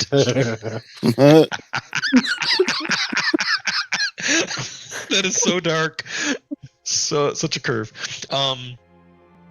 No, it's great. I guessed raised it on his face. And occasionally they are tossing the torches up onto the wooden and thatch roofs and allowing it to catch. Now, Sandpoint's been burned so many times that most of the buildings are constructed of brick and mortar, or sometimes like adobe or like mud bricks, so that it's a little more fire resistant, but the roofs are replaceable. So the foundations don't need to be replaced every time. Got to teach these guys how to make clay tiles. I don't think they have unlocked that in their tech tree. It's only In their Age of Empires game. it's only a level 4 town, You're already showing up higher levels, so sorry about the crafting. No, it's I expected better roofs. I don't know if we can help these people. Rick, Nick, you're using the spyglass. Give you a 28 if you're Is using there the a spyglass? spyglass. Yeah, you're passing around a spyglass. So you got a 28, and you see this and describe it. Rajit, make me another warfare lore check and give yourself a +2 circumstance bonus this time. Because you're describing the tactics that are being used. That's better. That's definitely what we want. And what you realize, nasty looking blade. it looks like standing up on a roof is like you zoom in, is a goblin that's wearing this like huge suit of armor, and he just looks right at you. Metal? Like Yes. stumbling, holding up the spyglass and waving. And he hops down and gets on there and bolts for the direction of the cathedral. You describe these tactics to Rajit, and Rajit, you realize the fires are a distraction. This is to pull people away from their real target. Gotcha. The temple. Yep. They're going down for whatever's underneath there. Knowing what you know, it kind of makes sense. Yeah. You and Ricknick, you overheard Thessalonian weapon system. Mm-hmm. Yeah. That doesn't sound like Didn't a +2 forget that. longsword, you know? I mean, Thessalonian rune lords. I mean, not technically fiends, but close enough. They access some magic of their own design, and a lot of elemental shit, and a lot of all of it. Everything but divination. Should we secure it and sell it to Yeah. the Rune Watch? That's a thought. Or let the goblins take it, let the town burn, and then get it from the. Hey, that's a little too mercenary. There's a way, way, way less money in that. Yeah, yeah. Oh, sorry, I'll just steer effort the reward. boat. Effort reward. Until I'm somebody's future swashbuckler character. Okay. So I can drop you off on the north side of the docks. Let's see, where is... There we go. No. What do you think? Works for me. Whatever gets me onto dry land. Yeah, basically. Whatever it is, the most expeditious path to the scene or scenes which you have prepared. Yeah, we need to get to the temple. All right. And the the cool thing boneyard. is, Yeah.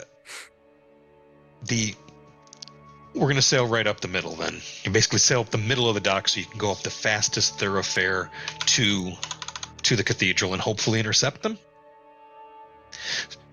But Yep. it is going to take one sailing lore check that I'm not going to be the one to make, and that'll determine how close you land. So why don't you roll for your brother there, Chuck? Or no. We'll let you roll, and we'll let our follower of storms and ill weather. Oh, there you go. We'll let our druid roll too, but our druid can roll. Do you have like any weather lore or anything? I have weather lore specifically. Yes. Because that storm that was brewing the night before, it ended up raining further down the coast, but it looks like it's part of a system that's moving in. Because you can tell them to bring up the or you can basically tell them to go in their full sails, count on the cross breeze you're about to get. We'll see if he makes it.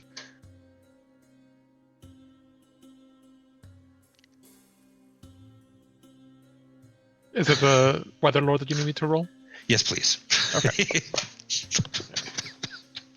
Oops, I will also Ooh. use my hero point. Okay. Oh no, and I did worse. Oh, yeah, not a crit fail though. Had a bit too much to drink. Hey Chuck, what are your thoughts? You want to go ahead and roll? Just plus 11 to the roll. You're muted. Might be hardwired. Sweet. How's that? Okay, y'all come in a little fast, and the boat does thunk to the side, and he's like, I dive off into a somersault on the deck and That's come up exactly what I was picturing Ricknick doing. running. Yeah. And his Chuck, So if you when his want- Chuck goes to hop off, he's shaking his head. Dad's gonna fucking kill you. You scratch the shit out of the boat. this harbor's pretty small. I'm not stopping. You're gonna have to jump off. And he's turning to basically get the hell out of here. If I bring it back in ash, he's not gonna be too happy either.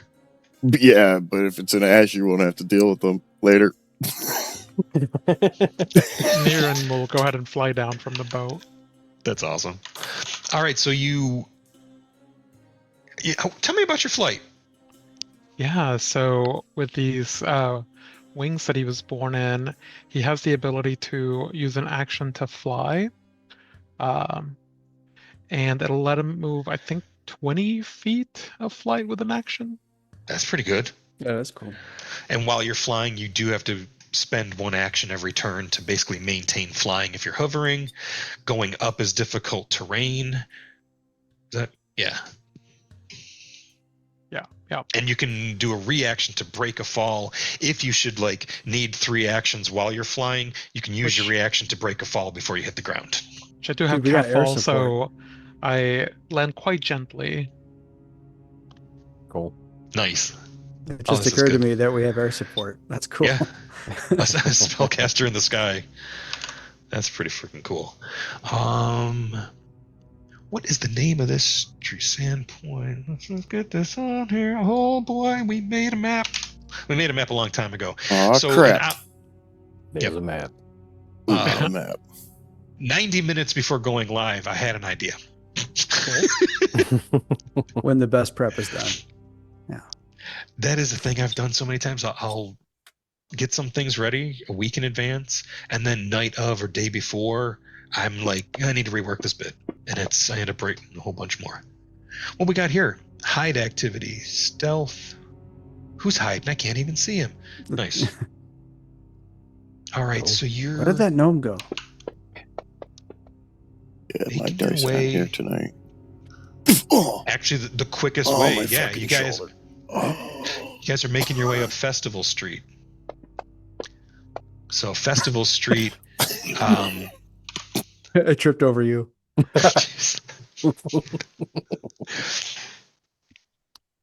Oh, we need to make athletics checks to get off the boat. No. Oh. You're just rolling no, dice you- for fun. you- Just Oh, yeah, fun. okay, you just roll off the boat. I'm putting you on a map. Ooh. So as you move, you hear some people screaming, some people reacting, but it's not a lot. It's not screaming in panic. You don't hear people being set on fire, and it almost seems like the goblins aren't engaging with people. They're just riding up and throwing torches on buildings. You know, they came in here with a bundle full of torches, like they were going to play Shadow Dark all day. Like they're freaking ready. We're getting- all I'm the way through moving this at dungeon. half speed as I ready my weapons. Prepare for Okay. battle. Who is going first up the street? That would be me. Yeah, I'm Okay. going full Duh. sprint. Yeah, like I'm I'll just be looking right for a next marching to you. order. Yeah. Right next to him. Yeah, I'll be right next to him. Yeah, 10 feet apart, 5 feet adjacent, or 10 feet apart? as long as you guys are within 15 feet of my emanation, my aura. Close we're enough to good. hold hands. What the fuck kind of answer is that? Wait, Yeah. what is this about an aura? Yeah, I got a Oh, no. 15-foot emanation for my aura, so you guys should stay What is- within 15 feet of me. What does it do? Ora! Thanks. it It's re- been a while. It removes fear. Oh, awesome. Yeah, so it lowers all fear things. There's other effects as well. As soon as Niran lands down and begins to sprint forward, he's gonna use his wand to cast Tailwind on himself to increase his speed by 10, Cool. and it lasts a full hour. So let me know when you can see. Ah, there we are. It's dark still, but it's still loading.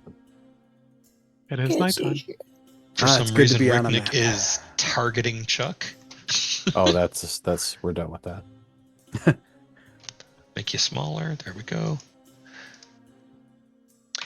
Not the tone we're going for, though, because what's going on here is kind of bad.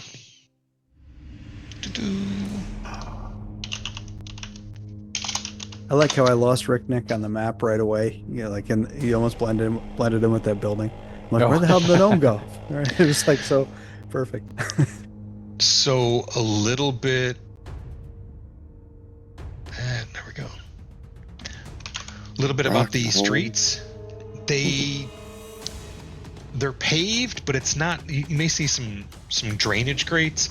It's not a sewer system. It's just to allow the rain to get sluiced. Not sluiced. To basically just get funneled, Yeah. drained out to Yeah. the sea. You're not Yeah. that far from the dock. That music always comes in a little hotter than the others. Let me turn that down a tick.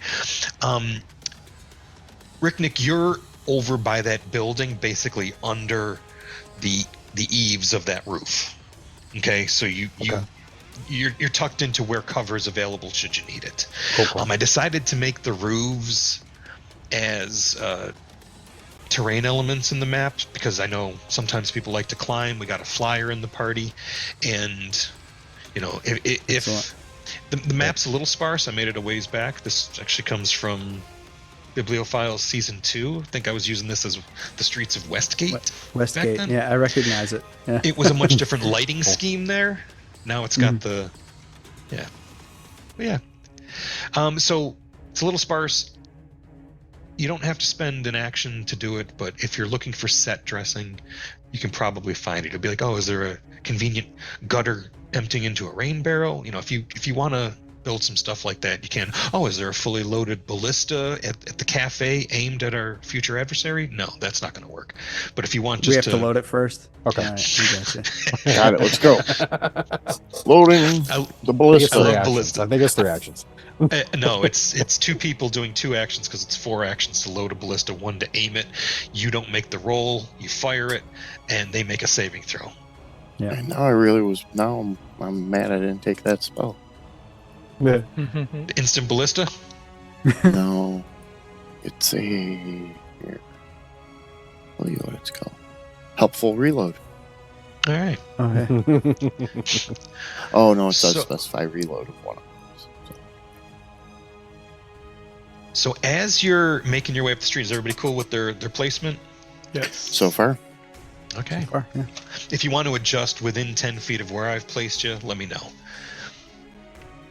It seems like there's some mounted figures at the far end of the street you're on. So, coming from the east over here. Okay. That's where you can see something approaching. So if nobody wants to move, you can make a perception check, or you can move within 10 feet of where you are before we do the thing with the dice. Okay. I'll do a perception. I guess I'm gonna stay where. Your The stealth DM check put is still. I like what you rolled, so we're gonna go with what you rolled. Okay, thank you. Not telling you what it is. Oh, should we roll initiative now? These are just perception checks. Okay. I'm going to give you the option of using it as your initiative when I describe what it reveals, if anything. Okay. Cool. All right. Ooh, ooh, ooh. There's a couple of goblins on goblin dogs to the east riding in. The reason they're beyond where light reaches, but they're carrying torches, so you can see them just fine. Yeah, they're about 200 feet away. They're not on the map yet.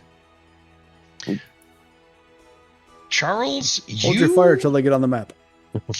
Charles, you realize they're not the only thing moving in reaction to the 4 of you.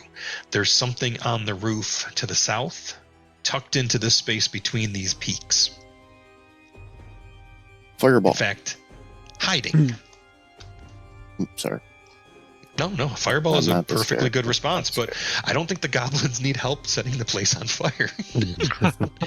This neighborhood is not yet burning. Not yet. We just got The here. night is young. Yeah, we just got here. All right. Do-do-do. Quick question. These little drains that you mentioned earlier, Yes. how far down is the water from the grating on that drain? If you lift up the grate, it's about 8 to 10 feet, depending on tides. Okay. So it's a hang drop into the water. Mm-hmm. If you do have to escape, then that is a way to get away if you have to. I'm gonna call these fire starters. Mm. Twisted fire starters. Come play the game. They'll test you.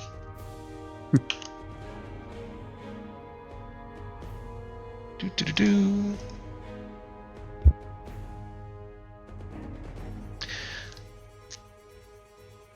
Plus, I kind of wanted you guys to have a chance to give some goblins some comeuppance. You know what I mean? Take the fight back to them because it went so badly last time. Put them on the field of battle so that I Yep. can avenge my brother. That's what I've been doing for a Slay little while. them mightily. Oh yeah. Flick the little You eyeball. should have hit the vamp alarm. You can do that. The Right? Talk about all kinds of things. We need I'm a little sorry. vamp light that we could put on top of the call, right? Like an applause thing. Yeah. Just say vamp. All right. Hey, we need a feature request. So the ones at the far end. God, they're cute. All right. Their dogs are hideous. So the one that's hiding up there is not hiding. I've ended up revealing him. He was the only one that was, not visible at the start of the fight. So now you can roll initiative knowing where everybody is, and they've already rolled. Is he on a roof? Yep. Okay. He's on a roof right here. On the roof. On the roof. Hey, everybody up. Oh. Yeah, you can barely see him, but he's right there.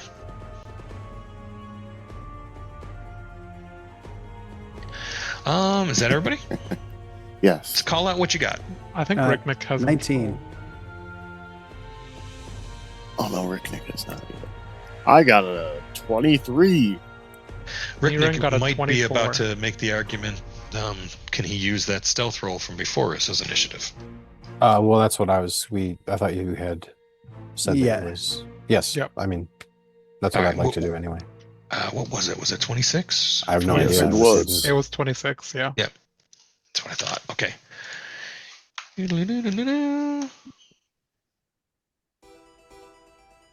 All right, that would actually make you go first. Was it only hidden to me? What only hidden to you? The stealth check. Yeah. I can't Oh, see it neat. either. Or Okay. Azadem looked at the stream. Oh, I saw the perception. Sorry, I didn't see Estelle. Oops. Yeah. Yeah, I don't know what it was. You said it was good. Yeah, you used to be able to drop numbers in here. Now you got to scroll them. Oh, cool. Mm-hmm. Doing our best at getting songs stuck in your head. Stealth Ricknick? just happened to be the same as the perception. Nice. Wait Yes. for initiative to be real done. Yeah, I know this is annoying as shit. Sorry. No, you're fine. No, you're fine. Oh yeah, no. All right, there we go. All right, It's is not the not worst round initiative 15. ever. It is round. Yeah, you got It's just a 26. It tribute. is a tribute. Oh, and That's for of course players that's at wrong. home. Sorry.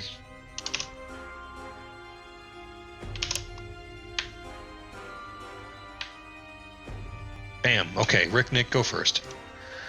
You're pretty far from them. I don't know if you see the goblin up there. Yeah, I don't know you if I did. Do I? Cool. Yeah, with the perception you did. Okay. He does have cover from the eaves of the roof that he's nestled down in. He's hoping to snipe you guys as you engage his friends in melee. How far up is he? 20 feet.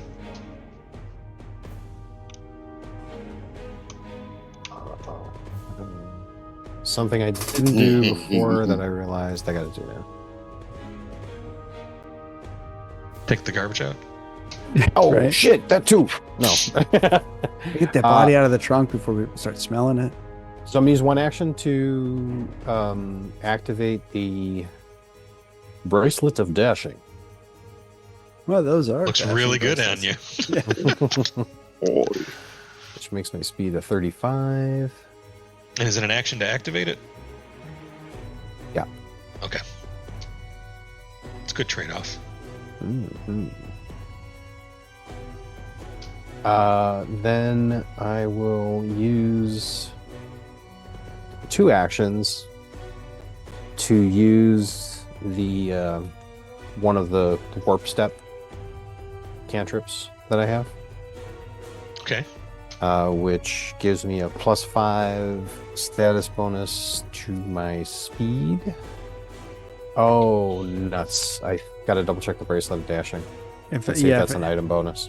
it's an item bonus, I think, because it's an Yeah, item. it is an item bonus. So you get an Nope, item nope, and status. No, it's not. No, it's not.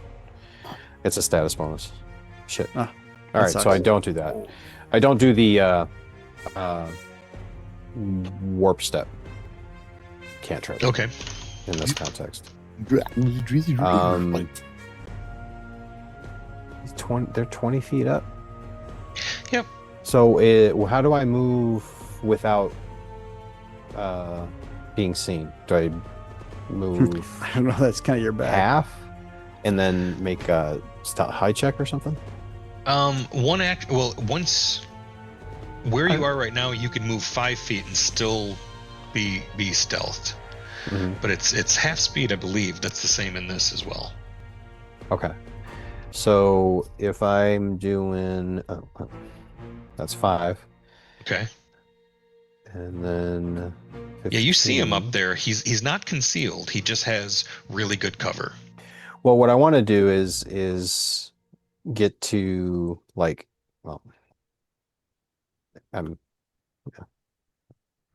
Are you wanting to cross the street? I want to, end up in this spot and then climb up the edge of the roof without being seen, if possible. Which roof? The one that's immediately to the one that is shared by the goblin commander. Okay. You're probably just going to dispense with stealth if you're running across the street and climbing up, but I can have you start climbing. Climbing takes a while. You need both your hands free, and one action is 5 feet of movement if you're successful, and I think if you crit succeed the athletics check, it's 10 feet of movement to climb without a climb speed. Okay. So what I'm saying is you're not going to get as far as you think you're going to get. I'm just trying to set your expectations. It is, he's 20 feet up, so it's a 20-foot climb. It's a 2-story building. So that's either 2 really good checks. You know what I'm saying? It might take multiple rounds to do it. Fight's over. He's still climbing to the top. See, I'm almost there. The thing is you came out of hiding and sprinted across the street, ninja style, and now there is a storm pipe, a gutter that will provide handholds so you can climb. And the DC's not that high, but it was. What's your movement speed?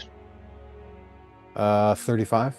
Okay, and you moved 45 to get here, so it was 2 actions to get here. You can start climbing, but you won't reach the top of the roof until the next round, and that's if you roll well. If you roll poorly, you might not get that far up. If anybody's looking up the rules, to make sure we're getting it right, it's what I set is the DC for the gutter, and I'm going to say that, it's not the best gutter. Might be a little wiggly in spots. It's not used to, bearing the weight of a 50-pound sack of potatoes and bombs coming up it. So it'd be a 14. So an athletics check of 14 to climb. Spit on my hands first. Okay. Reaction. Circumstance bonus of 1. I activate my gription. My gecko funk. Okay, wow. What did you do? All right, you said so DC 15. Yeah, I didn't set it over here, so that's actually a success. So you get 5 feet up. I'm gonna double check on climbing. It's gonna take forever. Well, yeah, climbing does. Yeah, both your hands have to be empty to do it, unless you have I think a feat Rick called. got it in his head that he wants to push Combat that goblin off the roof. Pathfinder 2nd Edition, especially, is one of those games that you learn the rules of sometimes by reading feats that augment the rules. At least that's how my brain works. So it was reading Combat Climber that made me understand climbing. Mm-hmm. That makes sense. And why so many of my characters have it as a feat. Everybody's like, whiz bang initiative and toughness. And I'm like, Combat Climber? That's okay. Don't sleep It's on all it. part of the plan. All right, cool. That's your turn then? Yeah. All right.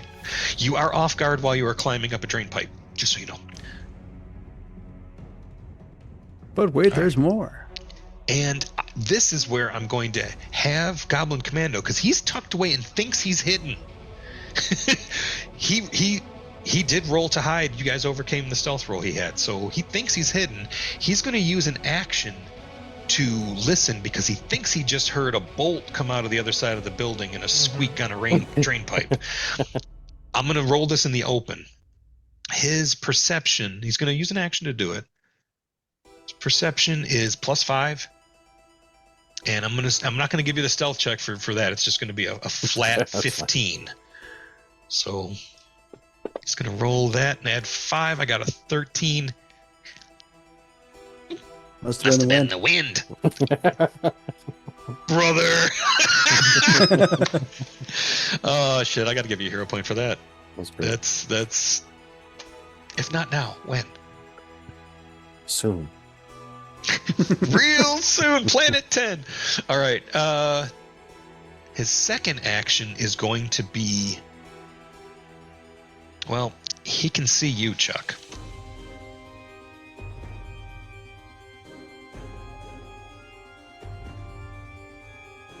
70 feet away. He's drawing his short bow. These short bows tore you guys up in that TPK. Wait, what did you do? It's fascinating, I'm sure. Yeah, it's fantastic. I was muted.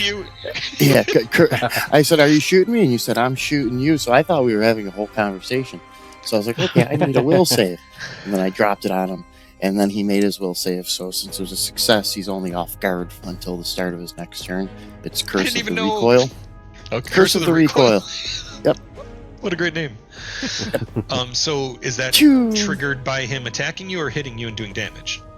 It's a trigger by any enemy that you can see is about to make a ranged attack. Doesn't have to be me, just any ranged about attack. to. What great wording. All right, so he is off guard. Nice. So you lowered his armor class. That doesn't change his attack bonus though. So he's still going to shoot. What was weird is I was hovering over my short bow attack, and one of my dice, I figured I must have accidentally clicked because I misunderstood the saving throw. That was fun. No, it's fine. I have myself muted. That's on me. I really should watch the mute with all the actions I have. Indeed, it's a Curse of Recoil as he almost drops his damn bow. I was trying to deliver him to the floor faster. And with his with his last action, he is going to really nestle in the crotch of those two roofs, and he's got greater cover if you want to shoot him. It's not my turn. It's Niren's turn. All right. You're 10 feet in the air? Yeah. And so I think I'm going to just position myself for future turns. And so I'm going to use all 3 actions to fly, essentially. Okay. And because of my tailwind, I can fly 30 feet each movement. Oh, that's awesome. Whoop. There we go. Wow, this is it's a bold strategy, Cotton. So that was 2 actions? Yeah, and then here's the third. All right.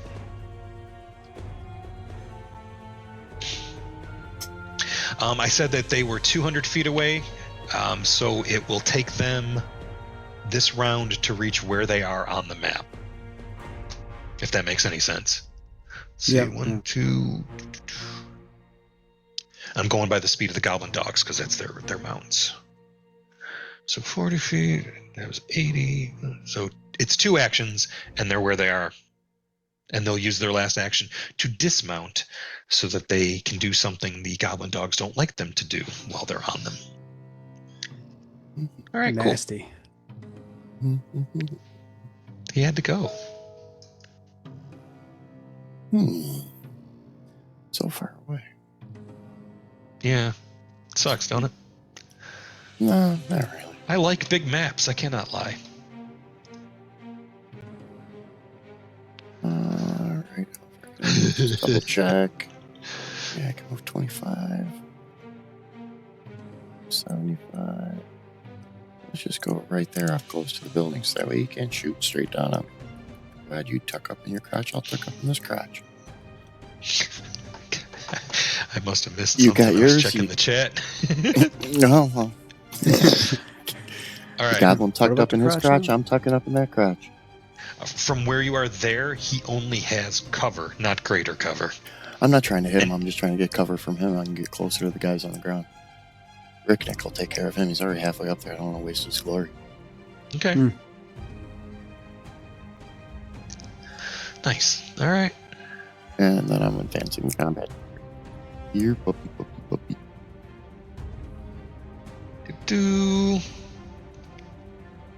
So their turn's basically getting skipped this turn because the dismount. This one still has 1 action left because it's on them to dismount, not the mount. And he can move another 40 feet.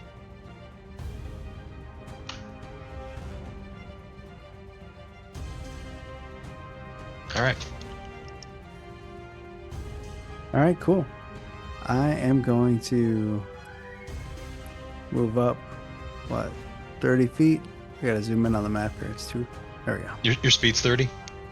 Yeah, my speed is. Let me look. No, it's 25. Sorry, bring me back 5. Okay. So that's 25. I was like, that's impressive. Yeah. Need a bonus for that. 25's impressive in armor. Double move, and then I'm just readying my shield. So you got your shield out, not your sword? I have my shield. You know what? I'll I say have you my guys rolled shield off the boat and my with your weapons spear. in hands if you want them, because that's how it goes. That makes more sense, too, for Ricknick, who wouldn't have weapons since he usually picks up bombs, shakes them till they glow, and then throws them, or needed his hands free to climb a drain pipe. Yep. My I've mitts. got Yeah, my spear, um, and I've raised my shield. Okay. Chuck only has his bastard sword out, his buckler on, but he does have a steel shield that he keeps on his back. That's a surprise for later. And then Okay. the short sword is still sheathed. Wow. Priest with 3 swords. Bastard sword's your deity's weapon? Mhm. And that means... What kind of damage are you rocking on that? No, surprise me when you hit. I just realized I might be looking at a pretty beefy hit. All right, Rajit, you're good? Oh yeah, sorry. Yep. Okay.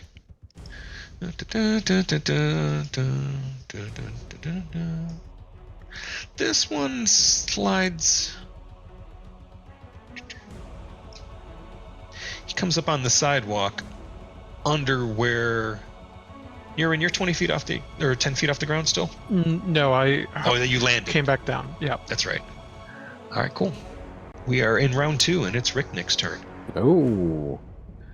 All right, so I'm gonna keep plotting.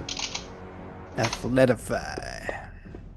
Oh, there you go. Ooh, Look at piece of that. candy. 27 is a crit success, so the maximum distance increases by 5. You attempt an athletics check to move a maximum distance of 5 feet up, down, or across an incline. So you get to go 10 feet. Yeah, you get to go 10 feet, so you are now 15 feet up. One more climb check like that, and you're on the roof.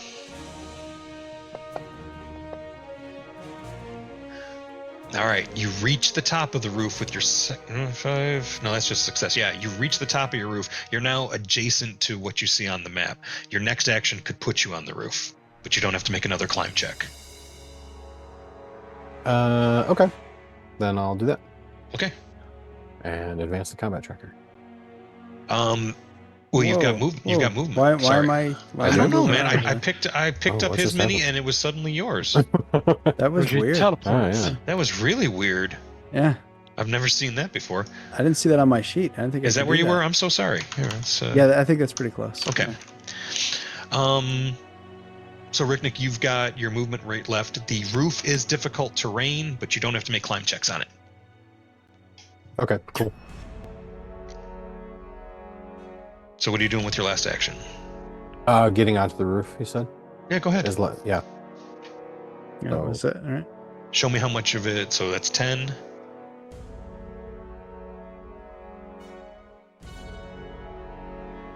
All right. Is the downslope also difficult terrain? Yes. Only because if it wasn't, you could fall very easily. You know what I mean? Okay, so I have 25 left. Hmm. That's 10. That's 20. And you know what kind of cover he has from you now? None. He's got And fucking can I have 5 feet left, but you said that's difficult terrain, right? Going down that step? Yeah. Mhm.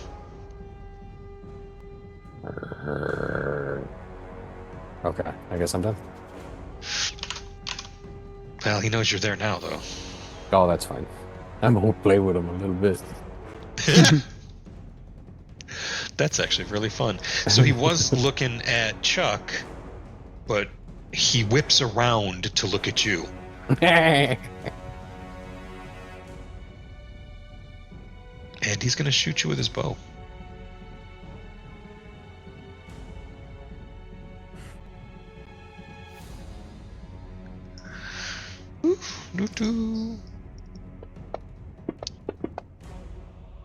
Arrow sails past you.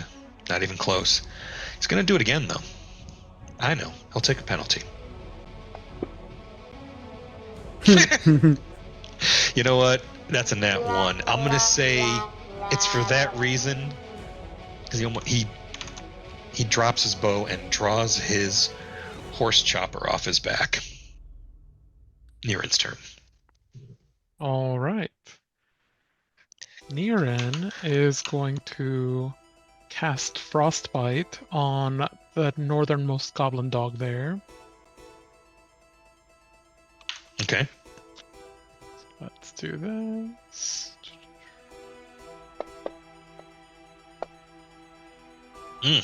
Ooh, double damage. Yeah, he not only didn't save, he took a face full of.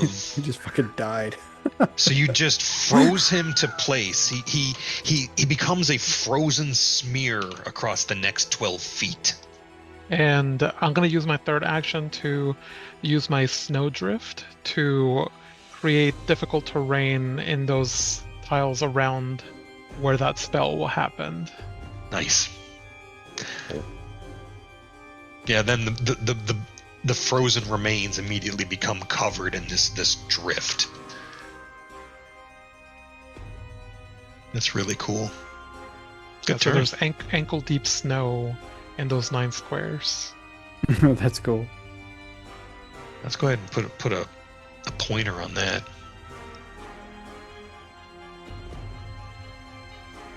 There you go. Perfect. All right, Goblin Commando. Ah! What did you do? 2, 3, 4. Yeah, he's a. That was his ride. Yeah, your ride's now paced. Frozen paste. Cool, mint gel. Cavity fighter full formula. He's gonna get to here. He does have his horse chopper out, but that is his turn. Chuck. Uh-oh. Yes, sir. I got too How close. are you? I don't know yet. Chuck's gonna go there. Chuck, Bobuck. He's gonna hit like a truck. And then Chuck is gonna do his from being a fantastic lover of books, he got a tattoo of one of his favorite books, and it lets him cast electric arc. Electric arc. All right, I'm probably failing some saving throws. Failed no, one. made one, failed Two one. was half damage. Nice. Oof. All right, that's Good about decent, that. man. Yeah. Zap. And then I will advance the combat tracker. This combat tracker is fully operational. Goblin dog. He's mad at you. He's gonna. His job is simple. He's gonna run up and bite you with his jaws. Ooh, Oh, 26. We actually got a hit. He's goblin dog. Or do we? what kind of hit What is do we it? do? What Hit? kind of damage does this do? Bitey? Would that be piercing? Usually. Sounds pretty piercy. Is there anything with persistent bleeding with it? No. No? But it is No, it's piercing, right? Yeah. Creature deals piercing, slashing, or persistent damage. Yeah, we're gonna do something.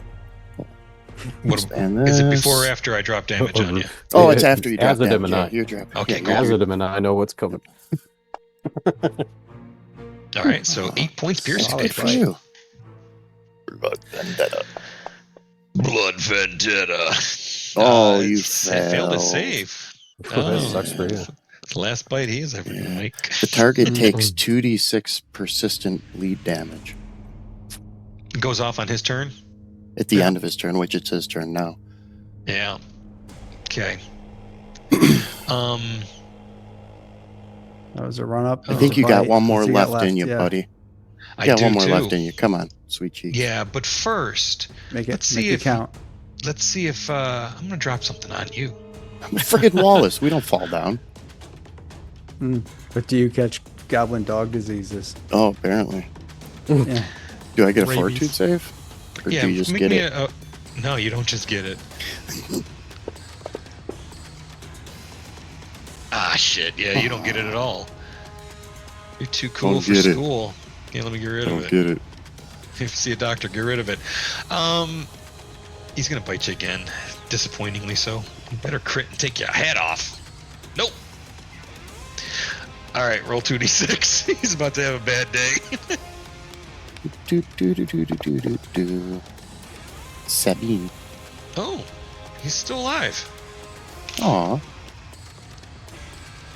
But I'm as bleeding. surprised as you are. Yeah. I mean, it's the average of 2d6 is 7. Aw, craps. Wait, that shouldn't have killed him. No, it didn't. That's the I other don't know. guy. I didn't drop the What the damage going on him. I on? just dropped the 7 on the side. Yeah, I don't know how many he has left. All I know is he's... I know how many he has left. That's the important thing. Yes, that is the... Oh, master Yes. of the dungeon. I mean, I leader wanted in to the kill path. you, but I'm not gonna. It's Rajit. I'm the It is impeder. indeed. The impeder. The impeder of the path. It's 20. Okay, and then move up another 5 to get my full movement there. What's the range here? 25 feet. Mhm. All right, you know what? I'm just gonna step up to here, like right up there, and I'm just gonna chuck my spear into this guy. Before you do, make me a free perception check. Your favorite kind. Free. Yeah, it's corner of your eye shit. Okay, let me go over here to where it says seek. I thought I marked all my favorites. Damn it! I guess I missed that. God damn it. God damn it! Oh, take the first one. I double clicked. Okay. I forget the activity tab you click, and the other ones you double click. It's confusing. It's also very confusing. Okay, so you move up. What's in your Yeah, hand? I'm going to throw my spear into this guy's face. Nice. That's what it's for. I hope you crit. Me too. Set against Goblin Commando 2. And I did. Oh. Yep. Cool. It's a crit. So he's frightened 1. No save there. He's just frightened 1. Ah! I've been stabbed. We'll drop the damage on him, Oh. Oof. and then the spear flies back to my hand because it's a returning spear. And as it goes through him into the wall, he grabs it, slumps, and then it is back in your hand, and he's dead. And that's a round. That's a pretty damn good round. I did not mean to spend Ricknick. Ricknick, it was a accidental click of the combat tracker there.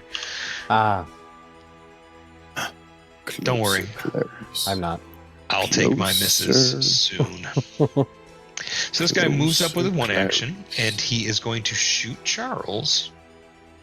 Oh no, he isn't. He's got a horse chopper in his hand.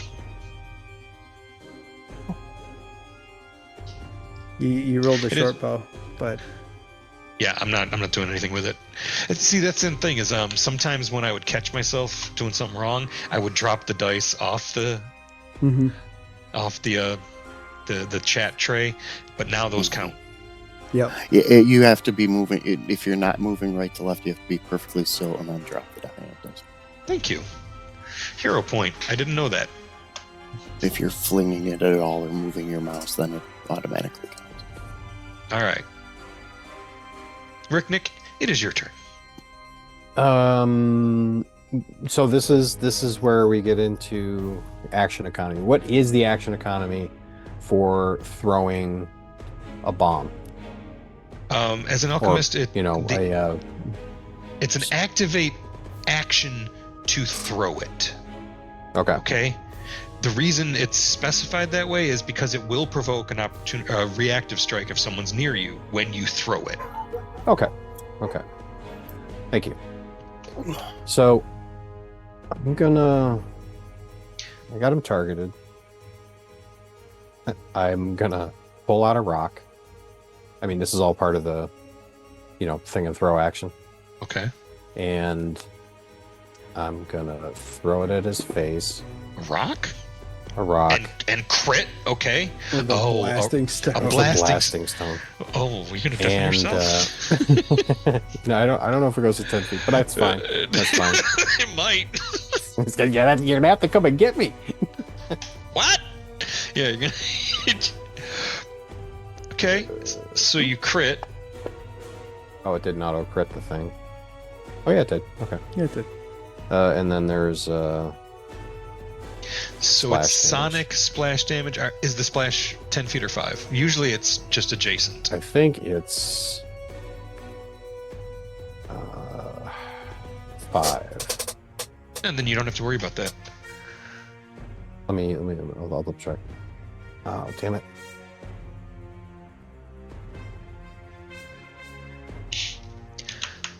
We need a drop for that. There's a new character sheet feature, which is new. That your items get removed if they hit a 0 count. I just realized that. Oh, yeah, it's an option you can turn on or off. It's lost the blasting stone entry briefly.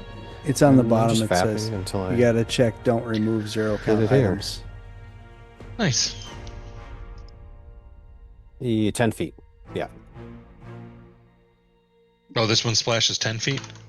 Mm-hmm. You took a point of damage. I took a point of sonic damage. There's a cloak that prevents you from taking a point of splash damage. You can put it on fighters. You're gonna throw bombs at the things that they're after. It's nice. There's a cloak that can help. All right, so There's a cloak that's that can help with your problem. you should talk to your cleric. Find out if cloak is right for you. That's one action. Fight you. And that's 2 actions. And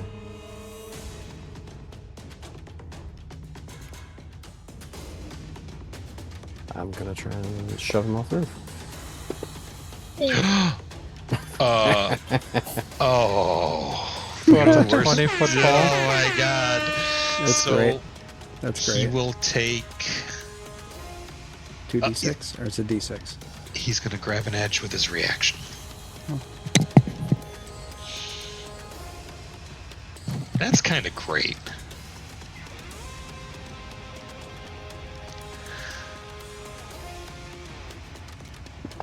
DC 14 as he scampers at the gutter and grabs the gutter, but it peels away and he drops. How much damage does he take? I don't know how much damage does it take, Dungeon Master. It's 20 feet. 20 right? feet. So, So Yep. 20 points. Yep. Oh, I think it's is that harsh? I think the first 10 feet is It's free. half. No, it's 10 points. It's 10 points. 10 points. Okay. Yep. Which is not enough to kill him, but it's enough to fuck him up really bad. Well, it And says he's that prone. Yeah. it says that I can stride after it. Okay.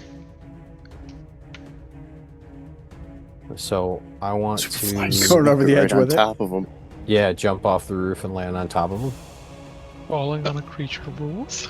There are rules for falling on a creature, so this is freaking great. We're learning so much. So it has to do a DC 15 reflex save. Yeah, he's not in a good way.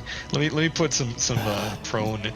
Let me get the proper conditions on him first, so that this can suck properly. From the top rope. He's just doing what he's gotta. Look at the gnome go! Yeah, so you ride him down, just barreling into him. This is freaking great. Let's see, falling. A dropped object takes damage. Nope. I believe he. Oh man, I can't find it. Help me out, y'all. So You it find it says first. he gets a DC 15 reflex save. Uh-huh. Mhm. If he saves, takes bludgeoning damage equal to a quarter of the falling damage that the person who fell took. If he fails, it's equal to half the falling damage. If he critically fails, then it's the equal. Full damage. Yeah. Oh, great.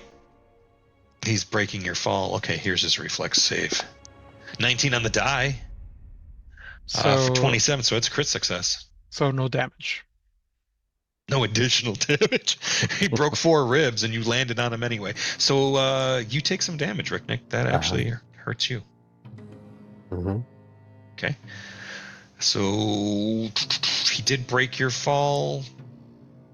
You just take 10 points of damage. That's pretty easy. Okay, I put it on myself. You already did. You sure did. I do it. And you're on him now? I don't do it. Oops. And you're both prone. Yeah. All right. Oh, can I make a check to try and land on my feet on him?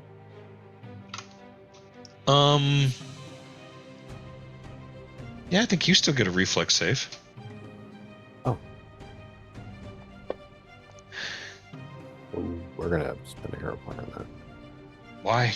That was exactly where you needed to be. Yeah. Oh, was it? That's a success. Yeah. Oh, cool. Okay. You're not prone. Awesome. Let me get rid of prone. All right. Good turn. You know what? You get a hero point. You just bull rushed, and it is not how you are built. You're just built different. I was just imagining Ricknick wanted to see if he could push him off the roof. Do goblins count as soft surfaces? Bouncy goblins do. Oh, too soon. Goblin Commando 3. It's his turn now, isn't it? It is. Yeah. First action. He's gonna get up. It's a So free action to because spit it's- out that mouthful of blood. Yeah, I'm gonna put him adjacent to you because that's how this is gonna work. Yeah, I don't have any funky bets to stop Gets him. up, moves here, picks up his horse chopper, turn over. Let's say that again. Turn over. Niren, it's your turn.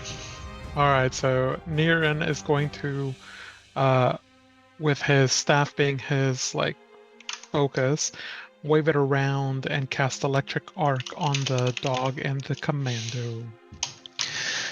Another electric arc. Second verse, same as the first, but Aw, it is a good failures. spell most of the time. It is.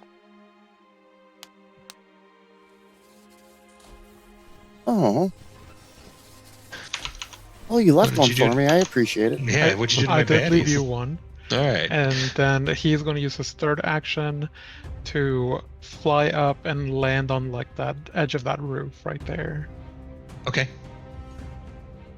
That is 10 feet up. That's a different kind of roof. Perfect. Okay. Good turn. All right, Goblin Commando 2 is continuing to assume room ambient temperature. We're just going to delete him in the interest of expediency. Chuck? Okay. Hold on.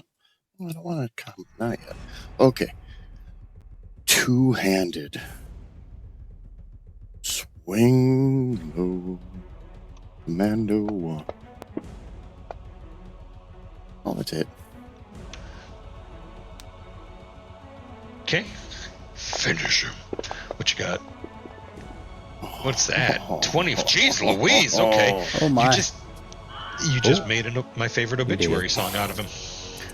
And then, let's see. We'll put Blood just runs from his mouth and guts. a good old-fashioned map.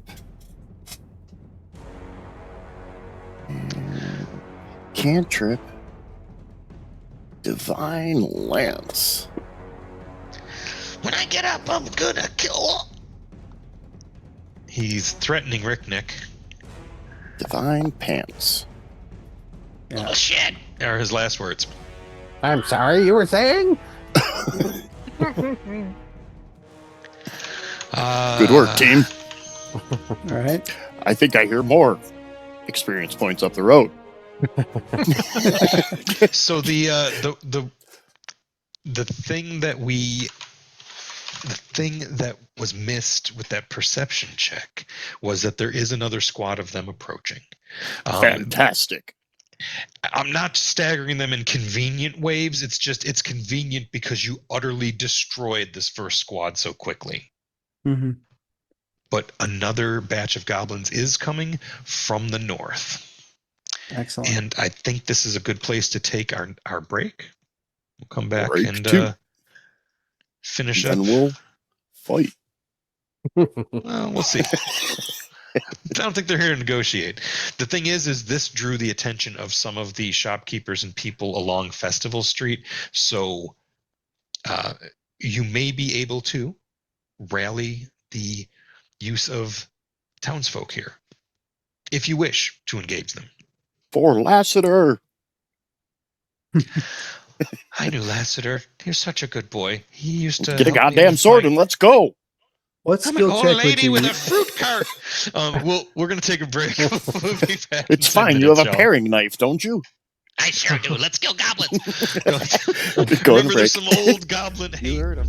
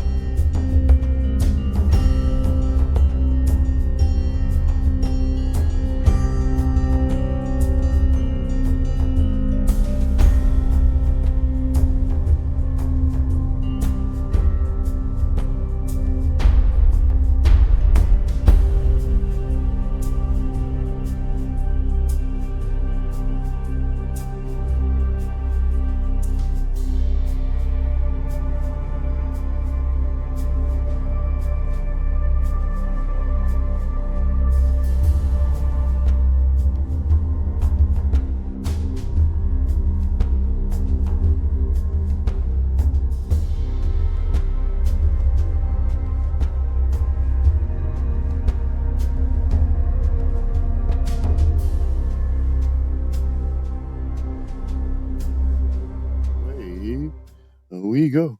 Dun, dun, dun, dun, dun. We're back. ladies Hey and gentlemen. everybody, how you doing? Thanks so much for staying with us while we have our break.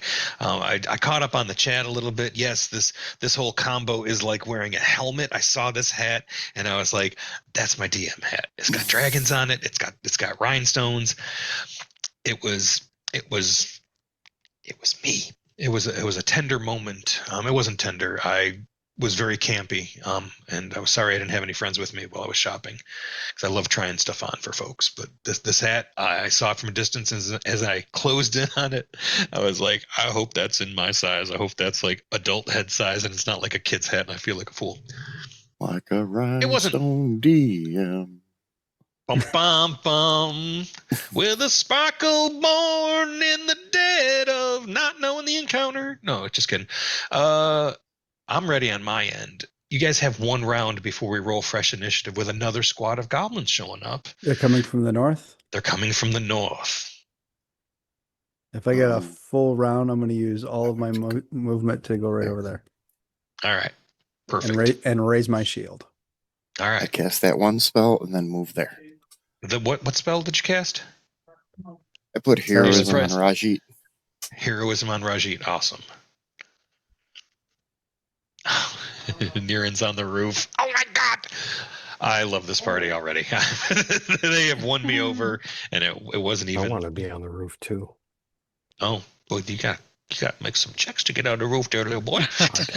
How high is it? How high up is it? And how much do you Somebody weigh? needs another feet. This one's 10 feet. How high up is it? And how much do you weigh? 10 feet. Oh, here we go. Fastball special coming up. Total bulk of Grab a 9. ledge. Grab a ledge. How many actions was that spell you cast in that round I gave you? It was 2. That's why I only moved one space. I'm And no. you want your other one? No. Your other one I should can't. just bodily freaking grab a gnome and hurl him. I Oh my God, wouldn't that's be able insane. to do it. I used 3 actions. Okay.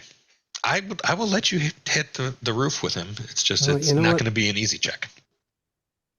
Rather than here, I think it can we have enough to get like here. That looks like a nice shadowy spot. On the Oh, that's ground. great. Tell you what, if you want, you can roll when it comes time to roll initiative, which is now. You can roll with a +2 circumstance bonus to your stealth-based initiative if it's better than your perception one. Okay, So if you want to use stealth as initiative, then that you sounds totally good. can. I Let just me got to put you look in up that the square. one bonus for the chameleon gnome and see if it's a circumstance or not. Gotcha. I'm just going to stand here and wait and see what happens. They're coming this way. Wait Aha! until they get real close. Never mind. They suck worse than we do. Right? Okay, that's- Yeah, that's they fine. didn't roll great for initiative this time. But they did announce their presence, so there was no deception or anything because they showed up singing. Damn, Ricknick. Where did he Bird go? above. Hey, He was right here. I was going to I pick. found a what the- target-rich environment. Oh, Look at all of pyros. them. And I like the pyros too. Me too. Oh, Ricknick goes first. I'm sorry, Niren.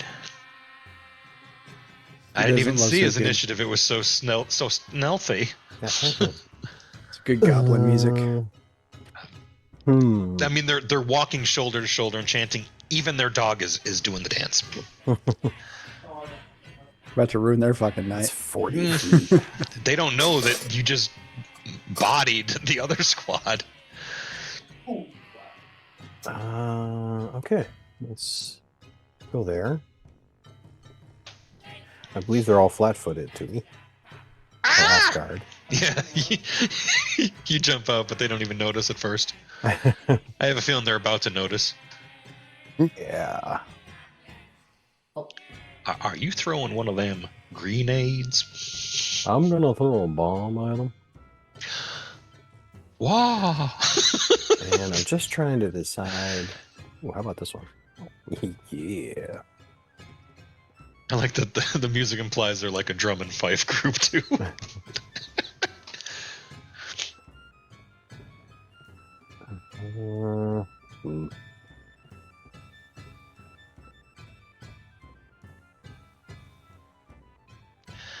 I'm trying to find the entry in the activities.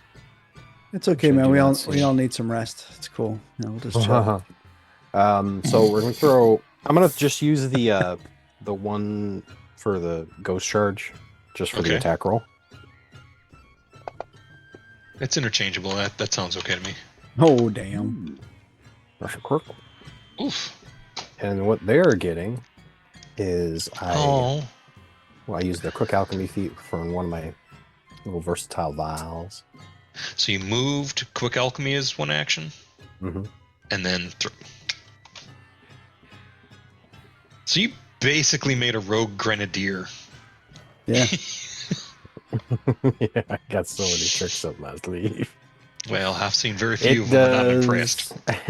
It does 2d6 electrical damage and Okay. 2 electricity splash damage. Shit. Okay. So go ahead and roll that damage. Ooh. All right, I'm gonna have to just do it in the chat, I think. So 2d6. Oh wait, 4d6 because it's a crit. 46 because it's a crit, but they're also off guard to you. And it's a crit because of that too. No. That's Or is it plus or precision something? damage because it's Oh, basically a extra sneak attack. damage. Can I do that with a bomb? I think you can. I didn't think I could. I'll I think you read can. it. I'm down. But maybe you can't. You know what? Roll 46. It may be an academic argument because 46 might just vaporize this guy. It says if you strike a creature that is off guard with an agile or finesse weapon. All right, so, yeah, that's not a bomb. Yeah, no. So 4d6.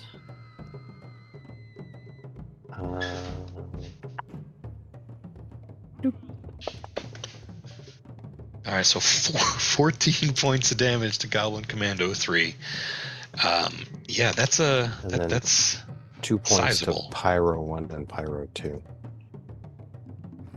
Nice. Oh, and Goblin Commando number 3.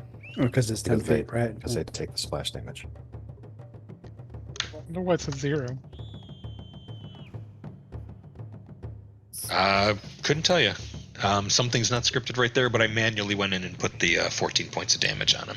He staggers, but he's not wiped out. He's just he's wriggling and shaky. And the pyros take splash damage. You said? Yes, 2 points. Actually, well, they all take 2 points splash damage. Yeah. They all? Just the ones adjacent to him? That's 10 feet. Is it 10 feet or is it 5 feet? This one's 5. Oh, okay, Yeah. see, it's just the pyros. Just the pyros. Yeah. Oh, sorry. I did say all. Okay. Yeah. Okay. I had a circle in my mind. All those guys in my imaginary circle. Well, you know what? They took it. just picture it. All right, so that's a good turn. And I thought I could now stride away, but I cannot. No. Because I got a funky bit, but it's got a condition I didn't meet. So that's it. I'm done. Nice. What a fun build. All right, Niran. I see you've already. I click on you and like everything's targeted. Always gotta be measuring, you know. Mhm. Just weighing my options. Okay, so from the rooftop, Niran aims his staff at the same Goblin Commander that just took a bomb, and he casts Frostbite on him. Yeah, I think that's. He failed his saving throw. Tell him what he's won. A shit ton of cold damage. And snow all around him, so difficult terrain on those 9 Oh, tiles. awesome. Hackles of Nice. lightning. How long does that last? Until my next turn. All right, so I'll just drag the other one. There we go. Perfect. And is that all of it? That's it. Good turn. Yeah, he's Nice. deader than dog shit. Let's just go ahead and just vape him. And it's Chuck's turn. All right. Chuck. Going to. Whoops. Not there. Let's go there. It's going to come out 25 feet. Okay. Sweeps into position. Then, seeing that Ricknick has gotten himself stuck in the front ranks. He's going to reach back and put a hand on the shield, the extra shield that he carries on his back, and cast Dancing Shield. So it goes flying off my back and flies up to Ricknick and starts flying around him as if he had raised his shield, giving a +2 to his AC. That's a good trick. That's that. And this Rich last- friends. This lasts for a minute. All right, that's pretty good luck, Chuck. Hold on one second. All right. That's cool. So Okay. he gets so he has a +2 to his armor class. Correct. And I cannot he shield He block doesn't. with it. No, that was the next question. All right, cool. No, it only acts as a raised shield. And it's a one action to sustain it every round? Mhm. Or is it like last a minute? Okay, good. Cool. It's sustained Reggie. for up to a minute for duration, so it has to be sustained. Okay, I'm Very gonna walk cool. up to there, and I'm going to throw my spear into Goblin Commando 1. Cut. Catch. Good job. You did it with your face. That's a critical. This is just. Oh my Okay. god. Okay, 16. That's some and he's serious and damage. he's frightened 1. Yeah, okay. Yes, he is. Yeah. Does And that then, do you have that proc so that auto does it for him, or do I have to drop it on? No, it's not a. I don't have it It's set okay. up. Yeah. All good. I'll have to figure out how to do that. It's And kind of a then- session 1 in some cases. Yeah. And then because it's returning, I'm just gonna take it and throw it at Goblin Commando 2 for my map 2. Is that? It's just one. Oh, that's so cool. Yeah. So this party's looking like a well-built machine fighting goblins in the streets of Sandpoint. And another. What Sorry. the hell? No, that Yeah. multi-attack penalty is really working hard. Nicely done. Yeah, it is. Yeah, and he's also frightened 1. How did they stab both of us? And that's my turn. Returning runes are so nice. Yeah. For real. It's my deity's weapon. So that's cool. Well, Goblin Commando 1 here is going to move to here, which is going to let him scuttle back to here. And he's going to shoot you with a short bow. Reaction. Reaction. He's going to shoot Rajit with a short bow. Doesn't matter. It's anybody taking a ranged attack that I can see. That's right. All right, go ahead and do it. I'll hold. Dad, Oh, never mind. Sometimes my Never dice say it better than I mind. can. That's All right, here we okay. go. My hand says it all. Yeah. Short bow. Oh, Oh! shit. Bump the table. Don't bump the Somebody table. bumped the table. That looked like a table bump. Oh! Well, okay. You did bring the Force is Doritos. strong with the players tonight. It sure is. It's a good sesh for the players. Yeah, he misses. It's the sesh we deserve after you slaughtered us all the last one. Oh, Just you know, saying. It was a Mhm. dead Karma party had to and die so stuff. that this one could be bored. I keep hearing about Tasty, karma tasty. for some reason. No. I don't think it's reciprocity, yes, but I don't know. Reciprocity. Reciprocity. All right, Goblin Commando. One's turn. Microtypical. He moved. He shot. It was pretty bad. He's going to shoot again, and he's crit fishing. But this time, he's going to shoot the back ranks. Oh, okay. He's going to shoot at you Chuck. can't. That's you can't. 45 feet. But you can't. The range is 60 on a short bow, so Bet you can't. I'm got just the- as cocky as my brother. Doesn't matter. Bet you can't. Oh, almost got there. yeah. Not even close. I'm using different You dice. I would really you would have should needed a 20. You would have needed a 20. Thanks. Yeah. Goblin Commando 2, he's ready to get that 20. Okay, 5%. He's even further away. Yeah, but he's attacking Rajit. Oh, what? With a short bow, whip. And Oh. flip and miss Whack. and do it again. Oh, stop missing all the time, you suck. And he is going to go here, which will let Goblin Commando 1 do a little scuttle to get closer. See? Oh, thank you. Tactics Yes. that they don't Closer, know don't work. Clarice. Goblin Dog's gonna run up and ka-chomp the Rajit. Here we go, some jaws in your face. Oh, Or So not. 5 on the die. can do it again. Can I on, miss puppy. again? Better than Yes. anyone at the table. You got a 15% of not. And that's not gonna do it. Ooh, That have looked to good. do It a looked little good. better than that. Mhm. All right, the pyros that are pulls out Covered in his snow. pulls out a flask of warm because he's freezing his ass off. He's just drinking brandy over there. No, he's going to cast a Don't forget the spell. additional 2 AC on her. 2, 3, 4. Speed of 25.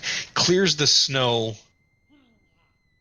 Takes 25 feet to do it, and then let's talk about. I believe it's a cone. You know what though? I don't think they're singing anymore since they lost their tenor.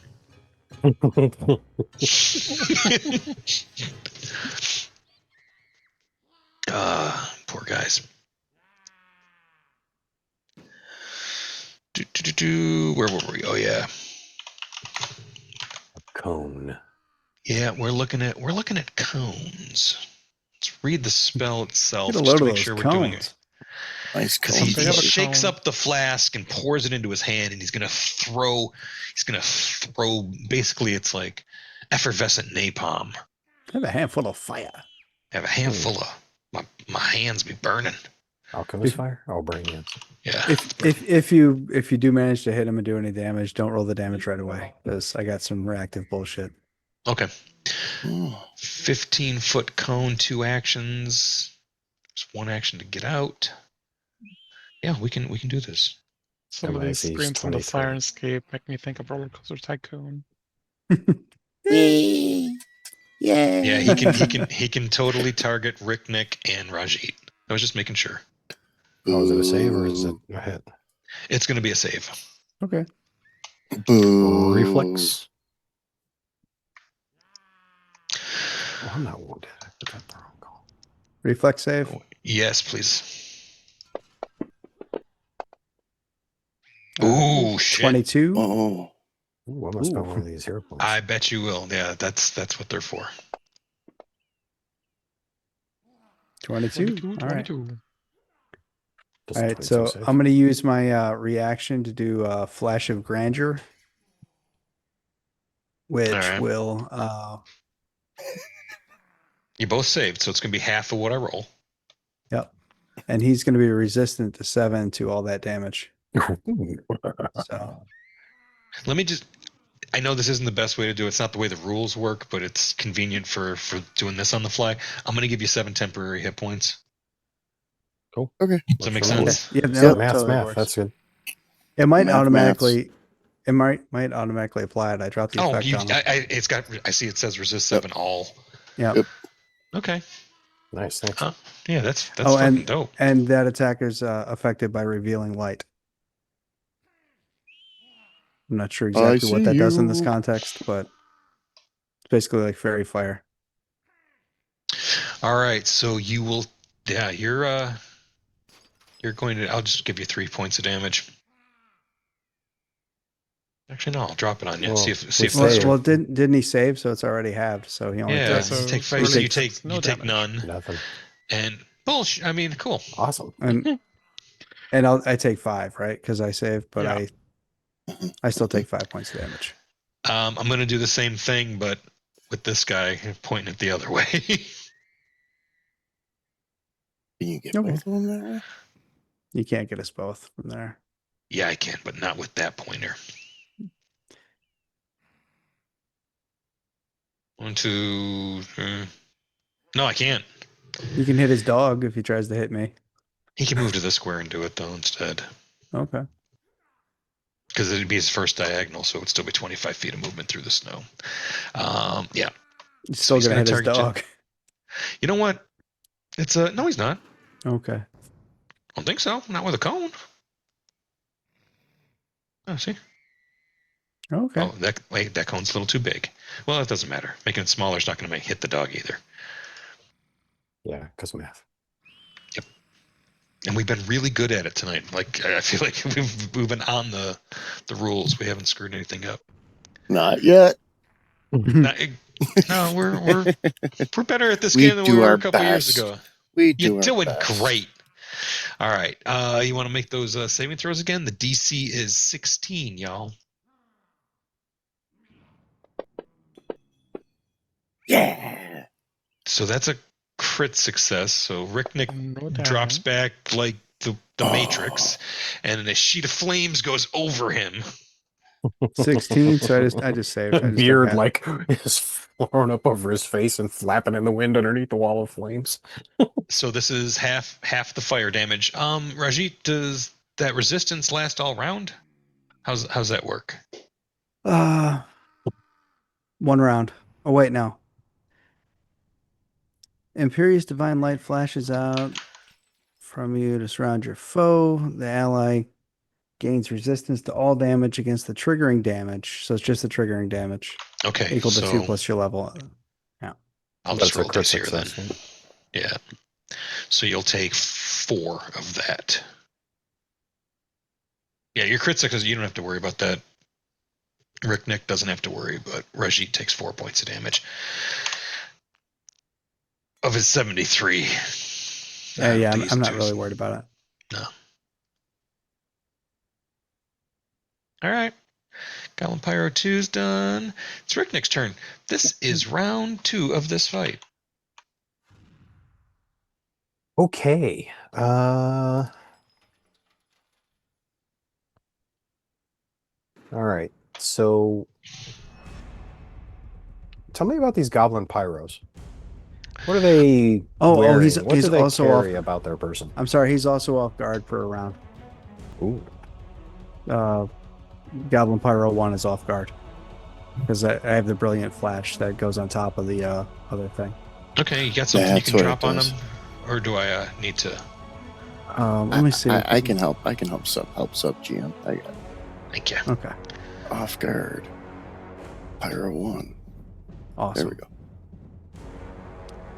And I'm Sorry. trying to. I know I should have looked at this before, but it looks like there's even more to it. Did you not read the last line of the spell? Those ruin everyone's fun. Well, it's like the attacker is affected by revealing light, but revealing light is a saving throw, so he had to make a saving throw, I guess. Ooh. Pyro 1. And that's as far as the revealing light thing goes. So I'm gonna drop the save on him. Okay. Well, I would if it would let me do it. You can I do can it. do it. I believe in you. I You gotta can do drag it. this. Put your back into it. I'm gonna drop this onto my sheet if I can. You can do it. Okay, Put your and back then- into it.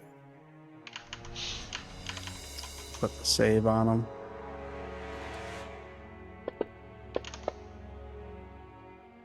Okay, Yay. a success is the light affects the creature for 2 rounds. So I'll drop the 2-round one on him. Oh, I can't drop. That's a it from there. success? Stupid. 2 rounds? Yeah, Mm-hmm. it's 1 minute Mhm. for a fail, and it's 10 minutes for a crit. Oh, dazzled. Jazz hands. No. He's so cute. Look at him. And he's like glowing right now.